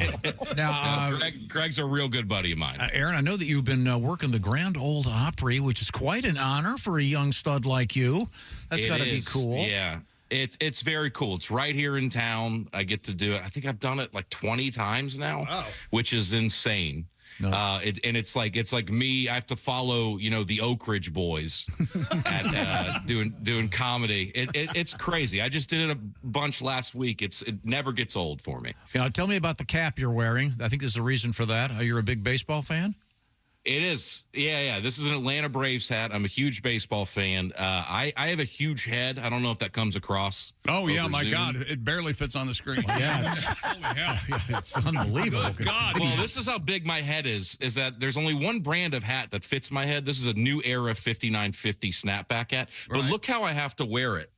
I have to wear it with one button on the back. Wow. And I got to tell you, that button...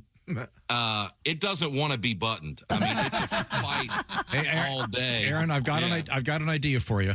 Sure. We like to talk to comedians about their merch. I think you could come up with an extender for that thing in the back of your hat, like the way they have those seatbelt extenders. Sure. Oh, yeah. I'm very familiar with the seatbelt extender. Yeah, I didn't mean that. I'm sorry. But you have the Aaron Weber, the Aaron Weber cap, whatever that strap in the back of your hat is called. No one else has that. I bet they haven't even invented that yet. Yeah, where it clips onto a button and then, an extender. Yeah. That's nice. A little vanity sizing for a hat. This is why I wear a lot of Carhartt. I wear a lot of Carhartt clothes. Oh, sure, yeah. Because I found out last year that in a Carhartt, I'm only an XL. And that feels... I don't know if you've ever had that. That feels pretty good because I'm a 2XL in every other brand that I've ever had. But somebody at Carhartt was like, let's let these guys feel good. Carved out an itch. Take an X off the tag. Yeah, put relaxed fit. Who cares? No, our guest is a comedian, Aaron Weber, baseball fan. Now, someone told me that you recently did a first pitch. I did. I've been trying to throw out the first pitch at every professional ballpark in the country. I've done 3, so I've got 147 to go. But I threw out the first pitch in Chattanooga not long ago, and it was a big deal for me, because there's only 75 home games a year. So, right. Y'all might not have heard of me, but in Chattanooga, I'm one of the top 75 people who emailed and asked to do it. Do you know the name of the team? It's a big deal for you know the name of the Chattanooga Lookouts. The Lookouts, Tom. Yeah, they're a White Sox affiliate, and they have their baseball caps have little eyeballs on them. Called the Lookouts. They're the big eyes. Yeah, they lean into it. They know what they're doing. Yeah. I showed up to the ballpark and I found out I wasn't the only guy thrown out the first pitch. I had to share the mound with a war veteran. A war hero, because it's Memorial Day weekend at the ballpark. So naturally, they have me and then a decorated combat veteran from Vietnam. Guy, I mean, standing O, the place is going nuts, and then I get up there. I'm literally a clown. So they're like, we don't care about this dude at all. But it was a little reminder, even on the biggest day of my young life. It's like there's still, you got to share the spotlight with somebody. Now, how was your pitch? Did you do it from the mound, or did you walk halfway down and then kind of? Look, I'm not trying to. I threw it a lot harder than that old man. Okay. That's what I thought. All right. But thank you for your service. Okay. Yeah. No, absolutely. I'm going to give you a compliment here, Aaron. We're speaking with comedian Aaron Weber. You would be a great baseball announcer. You've got a better announcing voice than any of us. Wonderful voice. I was going to say that, too. Yeah, that means a lot. Thanks, guys. I love that. You ever watch a baseball game like 8th inning of a blowout, and they're just talking about they haven't talked about the game in 5 innings. Oh, yeah. Then they're like, I went down. They got the Tabasco sauce there at the concession stand. That's the best. Tune into a game late like that. That's when you really get to know those announcers. There's a rain delay. You hear the guy knitting a noose. Yeah, exactly. We're hanging out with comedian Aaron Weber, a handsome man, a family man. And you talk a lot about your life. Anything interesting happening in your immediate family of interest? My wife and I are having our first kid in October this year. All right. That's exciting. Very good. Very excited about that. We just moved. We're in our new place. We had to have room for the kid to live. It helps. Wait till they get opinions and they want to buy stuff. It's no good. It's a dead end. Well, I'm curious what y'all think, because we're picking a name for a baby is a big thing, and it's a lot of pressure. And the name that we like for our soon-to-be-born daughter, her initials will be OJ. Now, this is true, like OJ. Right. Yeah. And I like it. I think it's good. I don't know. Because God just took one out. I think we got to put one back in. That's what I think. So. I got a tip for you. Yeah, what's that? I've had a number of children He myself. has 7 kids, Aaron. 7. You have a nice beard. You're not going to want that pretty soon. Because why is that? That little girl's going to reach up and yank that thing all the time. I'm just warning you. Now, Mr. Oscar, you got a pretty serious beard. Did you ever have that when you had a baby? Yeah, they'll rip out handfuls. Interesting. Now, what I remember is my dad had a beard growing up. Now, I think whatever I do, shave or keep the beard, I got to commit to it, right? Because it terrifies kids. I remember when my dad shaved his beard and I was younger, and I thought, who is this strange man in the house? And I cried. Oh, yeah. So I gotta commit. I gotta commit to one way or the other. How long have you had the beard? 20 years ago. Since I've been gaining the weight. Oh, sorry. Here, tell it, brother. No. That's okay. 20 years ago, Chick, you'll back me up on this. Willie, there were very few comedians with beards. There were very few people on TV with beards. 50 years ago, I think, who was it? Mitch Miller looked like the devil. You never saw him, but Mitch Miller, you remember him, Aaron? Well, Aaron wasn't even a sperm yet when Mitch Miller was on TV. My point is, do you think that is your audience going to be weirded out if you get rid of the beard? Maybe. It was an old adage in stand-up comedy that for the same reason politicians didn't have beards is the traditional way of thinking was you're less trustworthy the more you conceal your face, right? I mean, I'm violating every one of those laws. I got a hat on, I got headphones, I got a beard. Back in the day, like Jerry Seinfeld would be disgusted with me right now. Yeah. But this is just the way. I don't know. I feel like all the comics I like have beards now. Don't worry about the audience. It just changes. What about your wife? What would she think? You know what? One time, my wife Lucy was like, "You should shave the beard," and then I did, And she was like, that was a mistake. I've been there. Yeah, and I'm sure she didn't take credit for it. Okay, of course. I know we got to run here, or you got to run anyway. I first of all, thanks for your time. I really appreciate it. Absolutely, man. Real quick, you've been doing some cool stuff on stage in Nashville, Grand Ole Opry. Did they ask you to dress a certain way, or have you chosen to dress a certain way? Do you like a bolo tie? Do you? I'd like to apologize for Tom, Aaron. I know a lot of people have a bolo tie. He really doesn't know how to you don't talk have to to strangers. answer whether or not you wear a bolo tie. I think we're all good on that one, pal. Okay. Hey, Aaron, the one thing I failed to do is plug any of your shows. So it's okay. So I'll do that real quick. Lake Forest, Illinois, at the Gorton Center. That's just around the corner. Oh, home of the fishermen. Of course. Of course. You've got Dayton, Kentucky, at the Commonwealth Sanctuary. That's near Cincinnati, coming up the 18th through the 20th. Springfield, Missouri, the Blue Room Comedy Club, where you'll be the cleanest thing to go on there in a long time. And we appreciate that. And Lexington, Kentucky, the most beautiful city in America, if you ask me. Comedy Off-Broadway, coming up August 8th through the 10th. Cool. So you get to see some great live comedy with Aaron Weber. Aaron, what a great pleasure. Would you please shave the beard and come on in here? Don't shave the beard and come on in here. Hey, congratulations on the baby. Thank y'all so much. I appreciate it, guys. It's great to meet y'all. Bye, Good to talk do it to in you. person at some point. Yes, Thanks, sir. guys. Oh, that guy's Looks so like funny. my nephew. The Scary. best. Funny stuff. Is the Gorton Center named after the fisherman guy? No. Yeah, sure it is. That's where they came up with the idea of putting fish sticks in breading and freezing them. No kidding. Yeah, absolutely.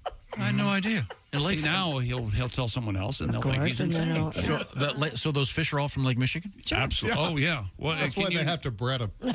Can you name it a better lake? I don't think so. No, it's one of my Of course favorites. not. There it I'm a is. big fan. Torch Lake, probably. Little Traverse Bay. Well, thank you very much. That was fun. He's He great. was sweet. He's incredible. Very young, nice young man. I know. His life's about to be over. That damn kid, right? Well, that It's happens. sweet but- now, dude. Yeah. No idea. So you wouldn't wear a Yes, bolo tie if you were doing the Opry? I would not. Why would you even think that? I just was kind of wondering if he felt like for that Where audience. you would one Buy a bolo tie. Exactly, in First of all, today's well, world. Amazon, of course, but like brick and mortar? Right. Where you go if you need a bolo today? you're not going to find it at Target. I Yeah, if bet. they have like a sale on turquoise, that'd be a good store to go to. I would hope there's a store called Bolo Today. You know where you can get one? Your brother Sam. Oh yeah, Sam dresses like a weirdo. Yeah. There's probably like bolos at one place. You buy one, you get one kind of thing. Wait a minute, Willie. I've got a bolo tie. Do you Do really? you really? Yeah, from the 80s. Yeah, Ace, you also dressed like a weirdo in the 80s. You kind of buttoned it up now, but every time I see a picture of you like back there in the hallway, you're wearing like spandex. Oh, yeah. You got like a t-shirt with just a big V on it and a necklace with a dragon on it or something. Well, nice guy. And Aaron is part of the podcast with Nate Bargatze and Brian Bates, and sometimes Greg Warren called Nate Land. Yeah, Dusty Slay's on there too. It's great, man. I love Dusty. Such That's a fun really pod. good. Cool. Right now, I want to talk to you about a great way to access therapy. We all get thinking, you look at all that stuff on social media and go, God, those people, they've got everything. No, they don't. People are always they're just posting, these so-called happy times, and don't let that bother you. You got to focus on yourself, make yourself start feeling better. Part of the way of doing that is through therapy.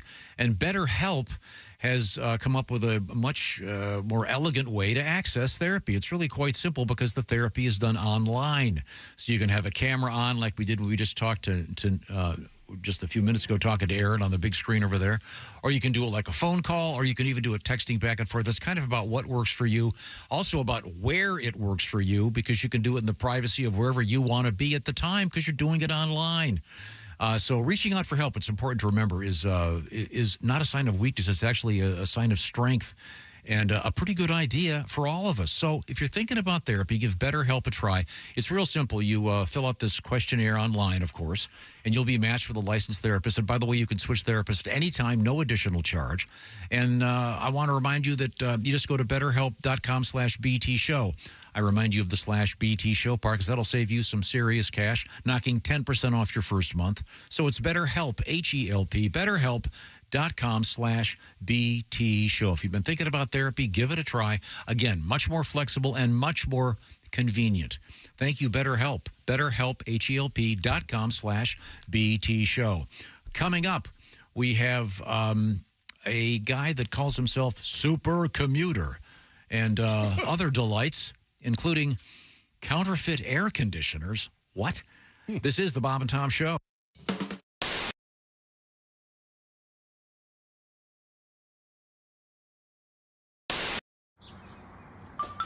Is that Chick McGee? Why, it sure is. Chick McGee, who knows that an annuity from the folks at Silac Insurance Company means a retirement check in his mailbox every month. Chick works on perfecting his mailbox opening technique. Easy, Mr. McGee. Don't blow that elbow out. Chick isn't quite retired yet. He's just practicing for it. Because one day, Mailbox McGee will be taking his retirement the easy way. SILACINS.com. Silac Insurance Company. Josh is going to turn around. One of your originals. Josh, just take your phone and do it this way. I'll turn around. You're going to hurt your neck. I can just see it now. You'll show up like Ted Kennedy at Mary Jo Kopechne's Josh, funeral. you don't have to. It's like he's at a movie. He's going to have the big neck brace on. Isn't this weird for you? When I see, now that you say it, now that you've actually turned around, now it's kind of weird, isn't it? Isn't he new since we were here the last time? Yes. Yeah. I don't remember him. I'm pretty forgettable. I noticed you wore red so the devil could find you first. I had no idea that's how it worked. Yes, either did I. Okay. What's this tune called? Okay, that seems to be what working. you asked for. Okay, good. What was that? Yeah, this is a completely original song, and I don't know if you guys have ever heard of Leonard Skinner, but apparently we resemble the guy. So every time we play this, we're like, "Hey, Leonard Skinner," and we're like, "No, we're the Electric Comedy." But you guys want to try it? Sure. It goes a little something. Well, Ronnie wore big hats. Okay. He did. I don't know, Ronnie. That reminds me of one of the other times we were here when that little fella with the gun said he was going to sue us because he was wearing a hat on stage long before we were. Sadly, that's a true story. And then he stole a light bulb and left. Oh, boy. Okay. Tell you about that later. Boy, would you look at the time. My 3 pigs back to me. Give me 3 pigs, give me 3 pigs, mister, like a piggyback guarantee. Ladies and gentlemen, the Electric Amish. All right. Completely original. Give me 3 pigs. What a classic. That is yes. quite a show you got there.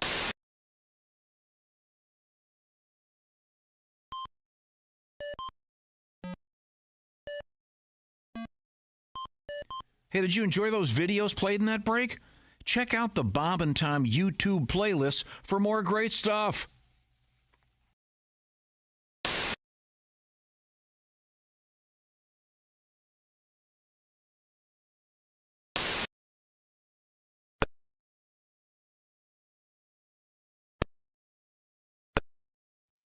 Hey, welcome back to the Bob and Tom Show. We're all here except Oskar. He's late. Way to go. What the hell, man? Come on. This is a serious thing here. My bad. I'm You very can't be on time. You just got You know, fired. if we ever did the stage play of Deliverance, I think you'd be perfect for Burt Reynolds' part? No? Yeah. One of the locals? Yeah, one of the locals. Perfect. Oh, Tom, that's not nice. You don't agree? I don't care. I don't care what I look like. No, you look fine. You just look like you could be in the woods.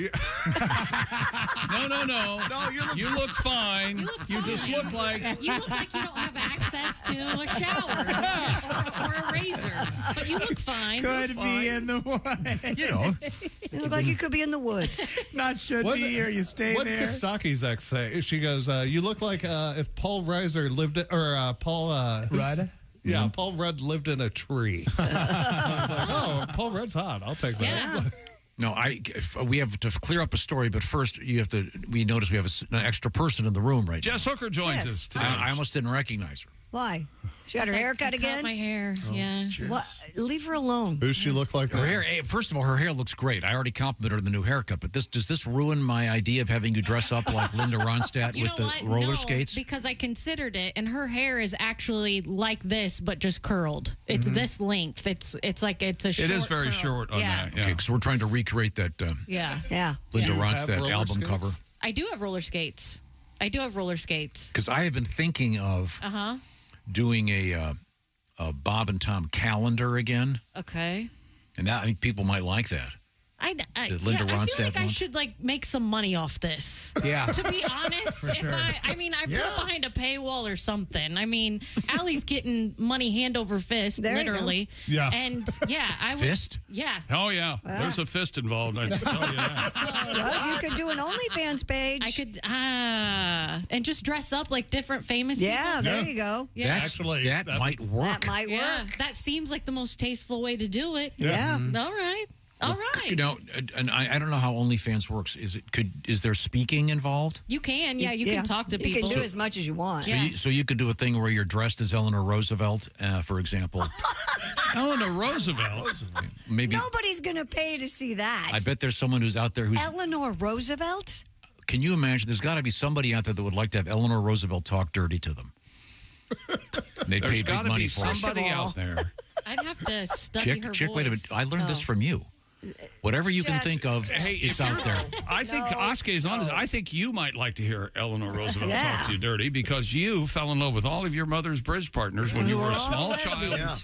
And that's why you enjoy the much older woman. Let me tell you. Let me tell you something. Chick's telling jokes this morning. Oh, man, so funny. Hey, listen, mister. Mrs. Allworder was hot. Okay. I told you, yeah, exactly. It's too young for the room, the reference, I think, but you look like Etna Mode from The Incredibles, the lady that designed Yeah, she's in charge of the outfit. The designer. Up like her. And I had a huge crush on Etna Mode when I was a kid, so. You just need big round glasses. I do, yeah. Yeah. And No, who does her voice? you look great, and not everybody could pull that off. Somebody talks like this. Not everybody could pull that off. I didn't know how the underhanded compliment Hey, at was least gonna you didn't come. say you live in the woods. It could have been No, worse. you look great. I'm not. So close to just a regular compliment. It's okay. Right It there. never happens around here, ever. Because you've got You know, bangs I now. was trying to insult her when I saw her She this had morning. I said, bangs. wow, that's short. And nothing compared to what you No, the lay first out thing I there. saw her in the hallways. That looks great. What does Josh say? That's a brave haircut. Yes. Brave. Very That's brave. Yes. No, looks- Remember Josh when he was on the show? Oh, man, those were some good That times. was something else. Huh? Oh yeah. Carhartt. Yeah, I miss him. I voted against him. Remember that? Yeah. You guys? I don't know how he got on the show. we need to I'm glad clarify. I'm glad he's gone. I can tell you that. Day one. Day one. That's right. Day one. Earlier on the show. Jess Hooker, do you like boats? Yeah, I grew up on a boat. We had a lake house. See, I water let me explain to Chip what You I'm doing happen here. to be looking at the #1 ranked amateur. What do they call that? When they drag you behind the there's tubing. The tubing. Anybody can tube. So then you'd not appreciate. like you. No one here appreciated this. A friend of mine had a guy water skiing behind his sailboat. That takes a lot. Yeah, you've got to have cool. a. Yeah. It takes a lot of wind. Yeah. Takes a really cool boat. What is it, like 18 miles an hour to get up on a ski? Oh, we I think? weren't sure. Well, we yeah, don't it's know. about that. But yeah. so we had this news story, and I couldn't quite figure it out because I didn't see the video. Christy, explain A this. New Hampshire teen saved the day after safely stopping a runaway boat on the state's largest lake. Rich Bono said he was on the dock in some lake I can't pronounce when he spotted an empty boat circling around the water. He later learned the boat's operator, a sailing instructor, had fallen overboard. So Mr. Bono began filming and captured 17-year-old Brady Procon jumping onto a personal watercraft. Now, this is where we didn't have all the details. He jumps on the back of a personal watercraft driven by someone else. They pull alongside the runaway boat, and then Brady jumped onto the vessel, cut the engine. His friend drove off on the personal. That's awesome. Yeah. Because I thought it was like the old westerns, Right. where the guy's on the horse, pulls up next to the train, Sure. jumps on the train. The horse runs off, so you were thinking that the watercraft just ran off. Then you have Get a a driver, watercraft yeah. by itself. No, I would assume you would just. But when you, with most of those watercrafts, you're wearing that wrist Yeah, thing. you just pull it and When it'll you stop. when you come off, it's Yeah. going to stop.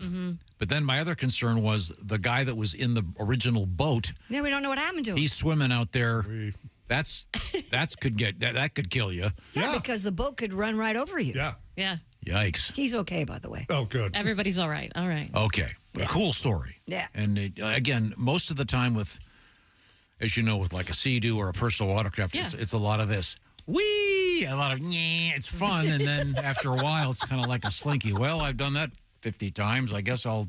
I don't know, man. I have fun on my... I love it. We should get 2 for here, and each of us get to take it out each weekend. All right. Yeah, they're fun. Bob and Tom Sea-Doos. I remember one time Sophie was on the back, and I took a corner really fast, and she's literally like this, like horizontal, or she was flying off the back. She does not get on with me anymore. That's what happened to me last year when I broke my ribs. Oh, really? I had some kid fall off the back. He drugged me with him. I'm like, you punk. Was it some kid or was it your kid? It was my kid's friend. Your kids' friends, those are the worst. Yeah. He was. He's not invited back. That's good. So wait, you got your family has a lake house. Yes. And you got a water slide and a Sea-Doo? We got a Sea-Doo and a pontoon boat. Nice. And we haven't had a party there? I know. Dude. I've invited you guys all multiple times. No one ever responded. That's a complete total lie. No, you guys are always welcome. You know I'd come. I would love to go up Who's there. going to be there? All of us. Like Tom would. We could go to that all of us, restaurant. so you... I mean, are you going to be there? Yeah. Can we go to that restaurant right there by the dam that has the Dam Inn? Dam Inn? Yeah. That's what it's called? Yes. It's great. It's called the Dam Inn. Is the food all dam themed? No, it's a lot of fish. catfish and Hang on. smelt. Hang on. I like smelt. A lot of What fish. would be a damn-themed dish, Tom? Like beaver wings, maybe. Beaver wings? Yeah. I want a beaver. Are they made of actual beaver? Well, pay a little extra. The Dam Makes Inn. sense as buffalo wings, I guess. Beaver wings. The Hoover onion. Ooh, I like that. Huh. Wow. It sounds like fun. Yeah, that's a good time. So you got to see, do you have a sailboat? No. For God's sake. You have a sailboat. No. Just asking. We asked actually him, though, like, did have a Not sailboat. the but Hamptons, We don't have okay? one anymore. Like a sunfish? My dad built a sailboat that we used to sail. Cool. But it rotted in our backyard. Oh. It was a nice wood boat, though. Yeah, it was fun. nice. That's cool. Okay. We didn't have anyone water skiing behind it, but it was That'd be a trick. Build a wooden boat you could water ski behind. Yeah. Nice. Good luck. Can we talk about anything? Oh, say sorry. I'm sorry. I'm sorry, Chick. A self-described super commuter is going viral after revealing how long it takes him to bike to work. Mr. Alan Hetzig posted to TikTok saying he cycles to his office twice a week, covering 50 miles in 3 hours. The triathlete and project manager from San Francisco said his lengthy commute is more difficult, or rather more time efficient than driving or taking a bus. He added the commute absolves Wait him. a minute. 3 hours? Yeah. That's faster than driving? That's what he says. Why doesn't he move closer to where he's working? Yeah, I'm skeptical. Because sometimes the people at work suck. Don't you guys get that? Every now and then I feel that way. Mr. Hitzig did admit that he only bikes on the way to work and will take the bus home.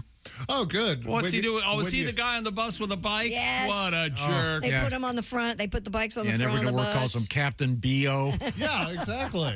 Like, take the bus there, ride home. Yeah, stink yourself up on the way home. Cubicle. He added the commute absolves him of any workout anxiety and that the productive start to his day puts him into a better mindset. Everyone hates him. Jason used to bike here. Every now and then he would. Yeah, he would. Yes, he did. He had a reflector at his bike. Oh, my God. Son of a bitch. Don't get him started. You have no idea what's been going on here. That's an inside joke. He's in. This scenario he's dreamed up is unbelievable. God, the chafing. 3 hours on a bike on the way to work. Oh. Got a suit on. A man in Canada was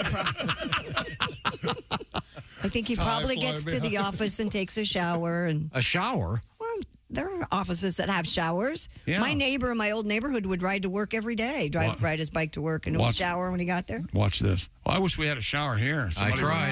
There we go. What? What's the matter? What? When they redid this building, No I wanted to kidding. have a shower. Oh, I had no Would have been idea. handy. Yeah, that would have been Would you ever have used it? Would I have used it? I would have used it with you. How about that? Aw, isn't that sweet? How about Do an that? ass. Me and you lathering each other up right before the show starts. That's a good show.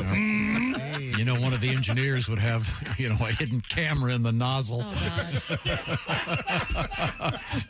Be good for the show. Okay. Well, what's happening now? Tom and A Jake are man in the in shower Canada. again. Well, we hadn't heard from Ace today. I was just Oh, wondering. son of coming. Wait, wait. Look at Hi, I'm the remind you of homework teacher. I lost track of time. It is time for that famous palate cleanser. Who's that sexy man with a deep voice? Ace Cosby, here he is with his joke of the day. Hey, Chick. Yes, Ace.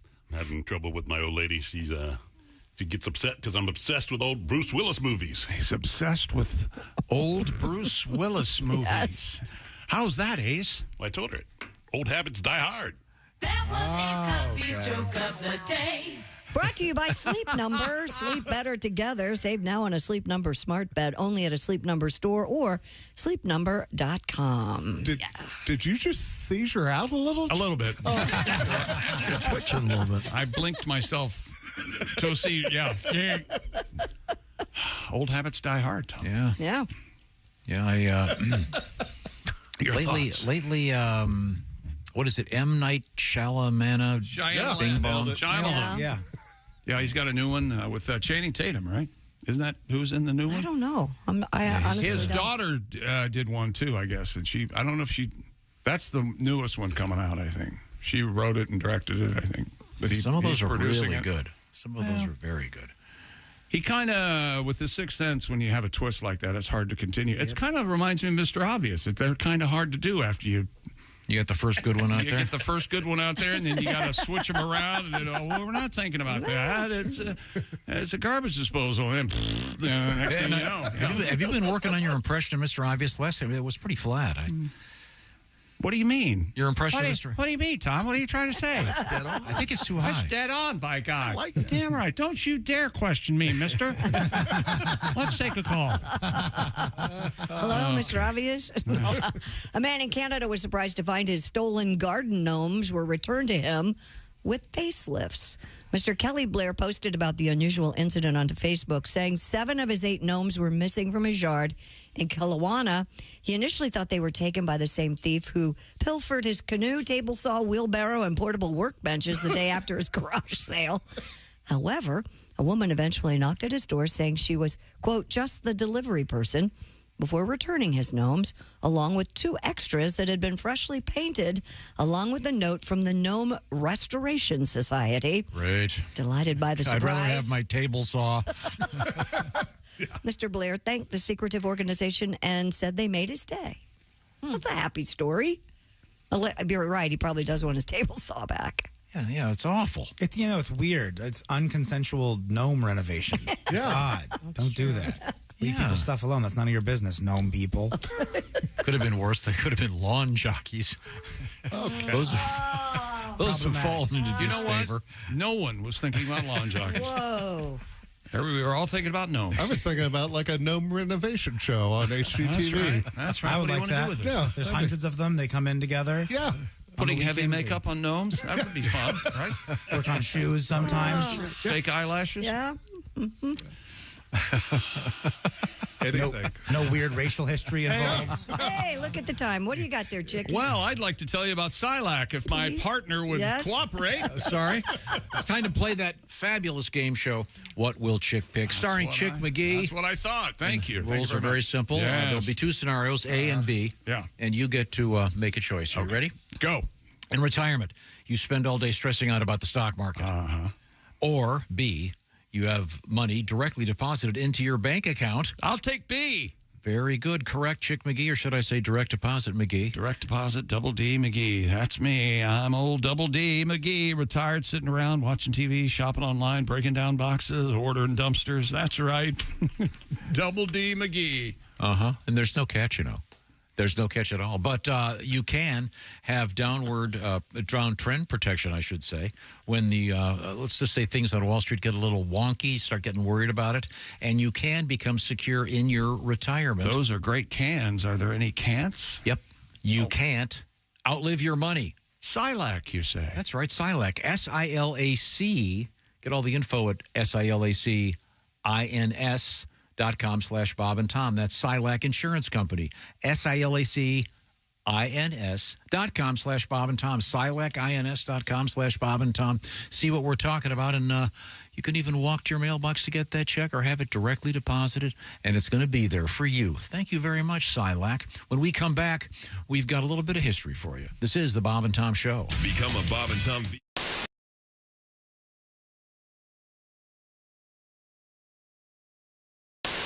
We have my favorite former lumberjack is in the studio. He is comedian Greg Hahn. Hey, all right. Thanks for having me here. Hey, chick, we're going to Vegas? We're going to Vegas. We're going to get a glass of crazy, and we're going to Vegas. Little blackjack? Yeah. Blackjack.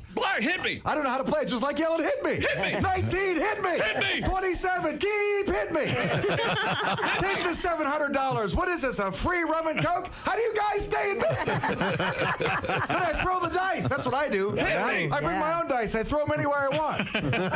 Greg Hahn is here with us. High-limit restrooms. Oh, Greg is one of my favorite people. Now, before we get to the action, you've never met Jessica before. Hi, Jessica. Isn't she pretty? Greg. Oh, beautiful. Nice blue eyes. 10. Now, let's. Like you look a little bit different. You've What's got going kind on of. with me? We have kind of a lumberjack shirt on that I like very much. It's a summer theme. It is. It's very plaid, nice. yes, thanks, very Josh. nice. Josh, madman. Is that right? Now, your hair looks. Shows, yeah, what's going on with this? Your hair looks a little different. I'm wearing a mood wig. Oh, okay. wig. Nice. Oh. No.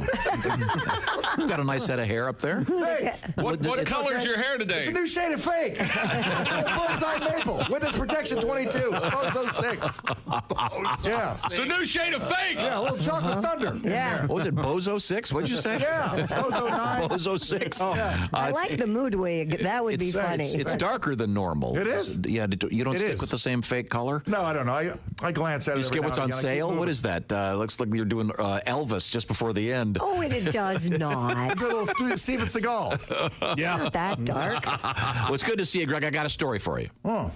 Now, I happen to know a couple things about you.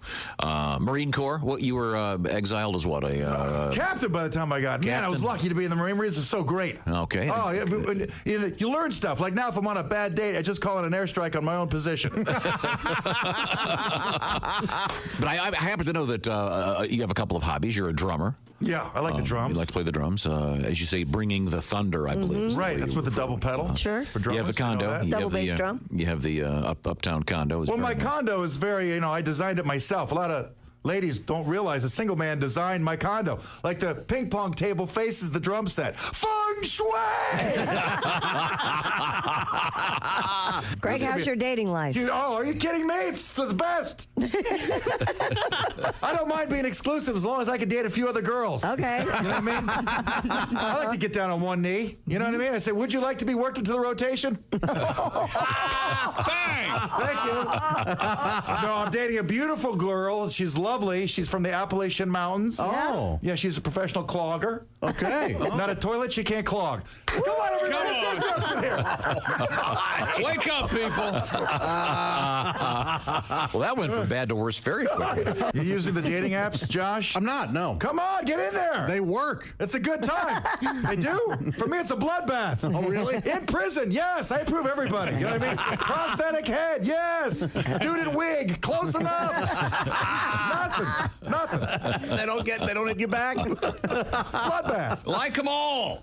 I like Josh's answer. They work.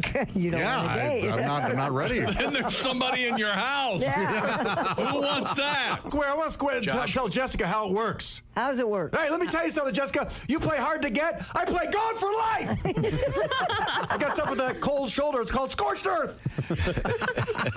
He's right. That's the way he does it. I stayed with this girl. I say, you want to go to dinner? She said, I'll let you know a little later. So I'll let you know right now. I already ate. What a catch you are. You don't like girls to play hard to get? No, I don't tolerate it. You don't tolerate it at all. I'm out. And now, what's your day like? You wake up. You wake up at your. That's a great question. What is your day like? You wake up at your compound, your home. Well, no, you live in a condo, right? Yeah, I got the condo, I got the drum set, I got the ping pong table, the whole thing. I got the bird feeder. You want to go 4 to 1, sugar to water? Oh, yeah, hummingbirds. Water to sugar? Yes, yeah, hummingbirds. Sit out there for about 3-4 hours. Watch the hummingbirds. You have a lot of furniture in your place? Not a lot of furniture. As a matter of fact, I'm going to change things around now. Oh. And I'm wondering, do I want to get like a full-blown, unapologetic orange shag carpet? No. Okay. No. Well, that answers that. Okay, good. Well, your condo's tastefully decorated. Not really. It? It's solid colors. It looks crazy. Oh. It's it's pretty. It's clean. It's Okay. bright. You But I keep might rip the things carpet clean? out. Yeah, I keep things clean. So you wake up in the morning, look in the mirror, and say, What am I? Okay, right. Well, compare myself to other guys. Serious guys. They have wives, kids, and whatnot. I look at myself. What are you? Some kind of genius? How's that bit go? I can't remember my bits. I got to be doing the bit to remember it. You wake up every day and you go work out.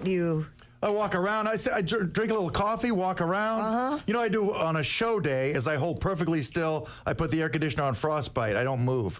I never bring a date because I can't waste energy during the day. I got to go bananas at night. You know what I mean? But if you bring a date somewhere, you're playing a comedy club. She's like, let's go to a water park or something. I got to explain to her, I am the water park at 8 o'clock tonight. Hold still. Be quiet. AC back down to 61. Hello, my name is Alexa. Are you looking for Bob and Tom Radio? Well, it's on me. Just say, Alexa, play Bob and Tom Radio on TuneIn.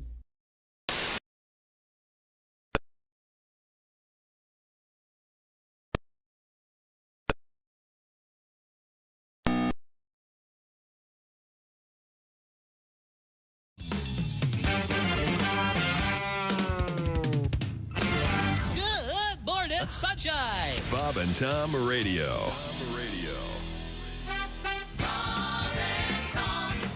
Hi, gang. Larry King here. Tomorrow on the Bob and Tom Show, the fabulous Don Rickles and the Reverend Pat Robertson will sing show tunes with monkeys in hats. It's going to be fantastic right here tomorrow on the Bob and Tom Show. The Bob and Tom Show, tomorrow morning, 6 a.m. Eastern, worldwide on bobandtom.com. Larry King here, gang. Hey, Wednesday morning on the Bob and Tom Show, my home movies of me feeding banana chunks and peanut butter to the baboons with those big red butts at the zoo. Hey, they got big butts and they cannot lie. I wear safety goggles. That's Wednesday morning on the Bob and Tom Show. The Bob and Tom Show, Wednesday morning, 6 a.m. Eastern, worldwide. Happy later. Welcome back to the Bob and Tom Show. Hello. Christy Lee. I have to sneeze. Wait a minute. Christy Lee is going on her honeymoon. I'm checked out, yes. You're checked out. I've checked out. She's done. She's heading to, where is it? Reno? Where are you going? Barcelona. Europe. Okay. Yeah, All I'm right. jumping on a boat. Did you get some good honeymoon nightwear for No, her, man? God, no. Any lingerie? I believe that's how you pronounce it. Because I want you to linger. That's right. Linger there. Maybe linger a garter here. belt? Something No. sexy. You like the lingerie, Tom? Big T-shirt with Garfield on it? No. Nudity? How Do about you nudity? remember? And It's this my Steely Dan T-shirt that turns him on the most. Thank you Steely very Dan much. T-shirt. Hey, Do baby, you let's remember do some dirty work. McMillan and wife right. when Susan St. James started wearing the football jerseys to bed with Rock Hudson, obviously, but I mean, Didn't work with Rock, did it? that was my jam. I tell you, Susan St. James in a football jersey. Oh, I'm sure she was nice, but again, it did nothing for Rock. Yeah, we know. His idea, his idea of great was Garfield, actually. James Ingram. I don't focus on that. I remember her in the football jersey. Okay. Okay. I think she wore Gene Washington, number 18. Really? San Francisco 49ers. Remember the show was in San Francisco? No, I never watched it. Maybe my brain's working too much. Okay. Tom, your thoughts? Yeah. Time now to explore a little bit of history for you, speaking of anything. This never goes well. You always focus on the wrong things when we do Today in History. Let's see if July 9th. Oh, cool. My buddy David's birthday. Happy birthday, David. Yes, sir. Okay. Happy birthday, O.J. Simpson. Oh. See what I mean? You weren't supposed to mention that. You know, they have a murderer's row in baseball. Bring the room down. Ever do one for football? Yeah. Got a couple of them in there. There are 2 good documentaries out there. O.J. Made in America. I think it's on Netflix right now. And also 30 for 30. It's, I always get the date wrong, but it's like... Is it June 16th, 1994? June 17th, 1994. It's focuses on O.J. and, they're both really good documentaries. Oh, well, we can... start with this one. All right. 1762, Catherine the Great seizes control of Russia from her husband Peter III. I thought it was Catherine Not So Great. Isn't that? Okay. There's that whole thing about the horse is not true. I don't believe No, you. it's not. That was a lie. I bet it is. No. Here, this is an odd one. In 1869, they invented the corncob pipe. That made today in history? The corncob pipe? Well, it actually makes it twice. Look at Godwin. You put Godwin away. What a mess. Oh, now, Pat, you roll your own. The corncob pipe is credited with being invented on this date in 1869. And then in 1878, the improved corncob pipe was patented by Mr. Henry Tibby. What do you do to improve it? I don't know. He hollowed it out so you could actually get some smoke through it. I think. Before that, you just 1899, the last corn cob pipe was sold. Now, is the corncob pipe good for marijuana use? No. It's not good. It's horrible. I think everybody has one buddy who's tried it. Exactly, and it doesn't work. No. Really? Huh. Yeah, they sell them still. Go to a head shop. They're around. It's better for pipe tobacco. Yeah. Because I guess the whole idea of it is using an entire product. Right. Make it, use the... Because didn't they also use corn cobs in the outhouses? That's where I thought you would be going. That's true, yeah. Yep. That's true, though, right? That's how he improved the corn cob. He used the not used in the outhouse corn cobs for his pipe. Oh, that's a way better idea. Wow. Yeah, those early ones. Yeah. Yikes. They stunk. Yeah, this tasted like crap. This weed really is crappy. There's a whole. Ugh. Oh my God! There's a gigantic article about the history of the corn. I'll spare you that. Thank you. Let's go to 1819. The Elias Howe, inventor of the sewing machine. Yeah. It wasn't a singer, Mr. Singer. Well, it became Singer. He sold it to. He wanted to call it the hoeing machine. The howing. What? That would be invented later on in the form of okay? Mechanical blow-up doll. We call the horror machine. Okay, let's see. The very fine actor, the late Brian Dennehy. Oh, he is. Rambo, great. First Blood, right? He was the bad guy cop, right? He starts it. Wasn't he the bartender in Arthur or something? I think he was, yeah. That might have been his first movie. Happy birthday, the great singer Bon Scott, born in 1946. Thank you. Thank you very much. Very good. Thank you. We mentioned OJ's birthday. Good. You mentioned it again. That's fine. twice. Good job, Tom. Yeah. If you guys had to venture, who do you think really murdered them? Who knows? Could have been anybody. It really could have been. If it wasn't OJ? Yeah. Yeah, I don't know. Are you nuts? Who's OJ? Oh, okay. Is that the popular consensus? Yeah. Oh, okay. Here's a happy one. Oh, good. Tom Hanks, the great actor. Mm-hmm. He could have killed Ron Goldman and Nicole. We don't know. He was probably in L.A.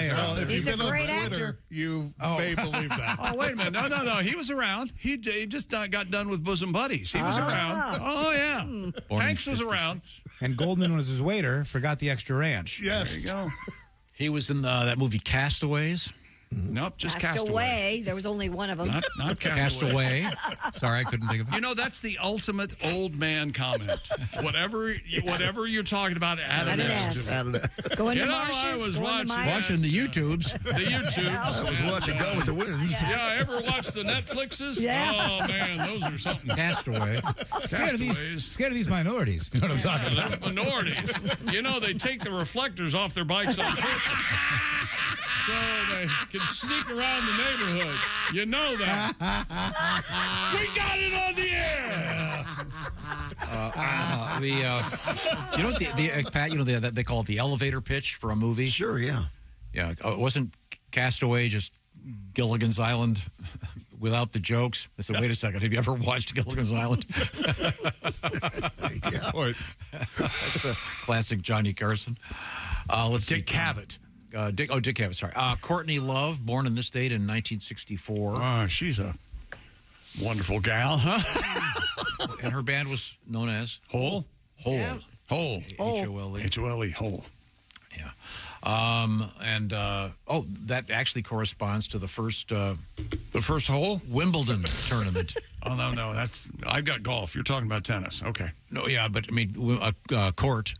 You got your Courtney, and you got your Margaret Court. No, Courtney Love. Oh, sorry. How about this? Here's a good one. Jack White, born in 1975. Very fine musician. He's all right. Raycon tours. Lastly, Fred Savage. Oh, Wonder Years. That guy. Yeah. Okay. Well, thank you very much. Well, we certainly appreciate your joining us, and we can look forward to seeing the return of Josh Arnold tomorrow. Jeffrey, thank you for sitting in, and Christy, bon voyage. Yeah. Thank you. The door hits you in the ass. Yeah, this is the Bob and Tom Show. For a complete copy of the Bob and Tom Show contest rules, go to bobandtom.com/contest-rules, or just scroll down to the bottom of the page and see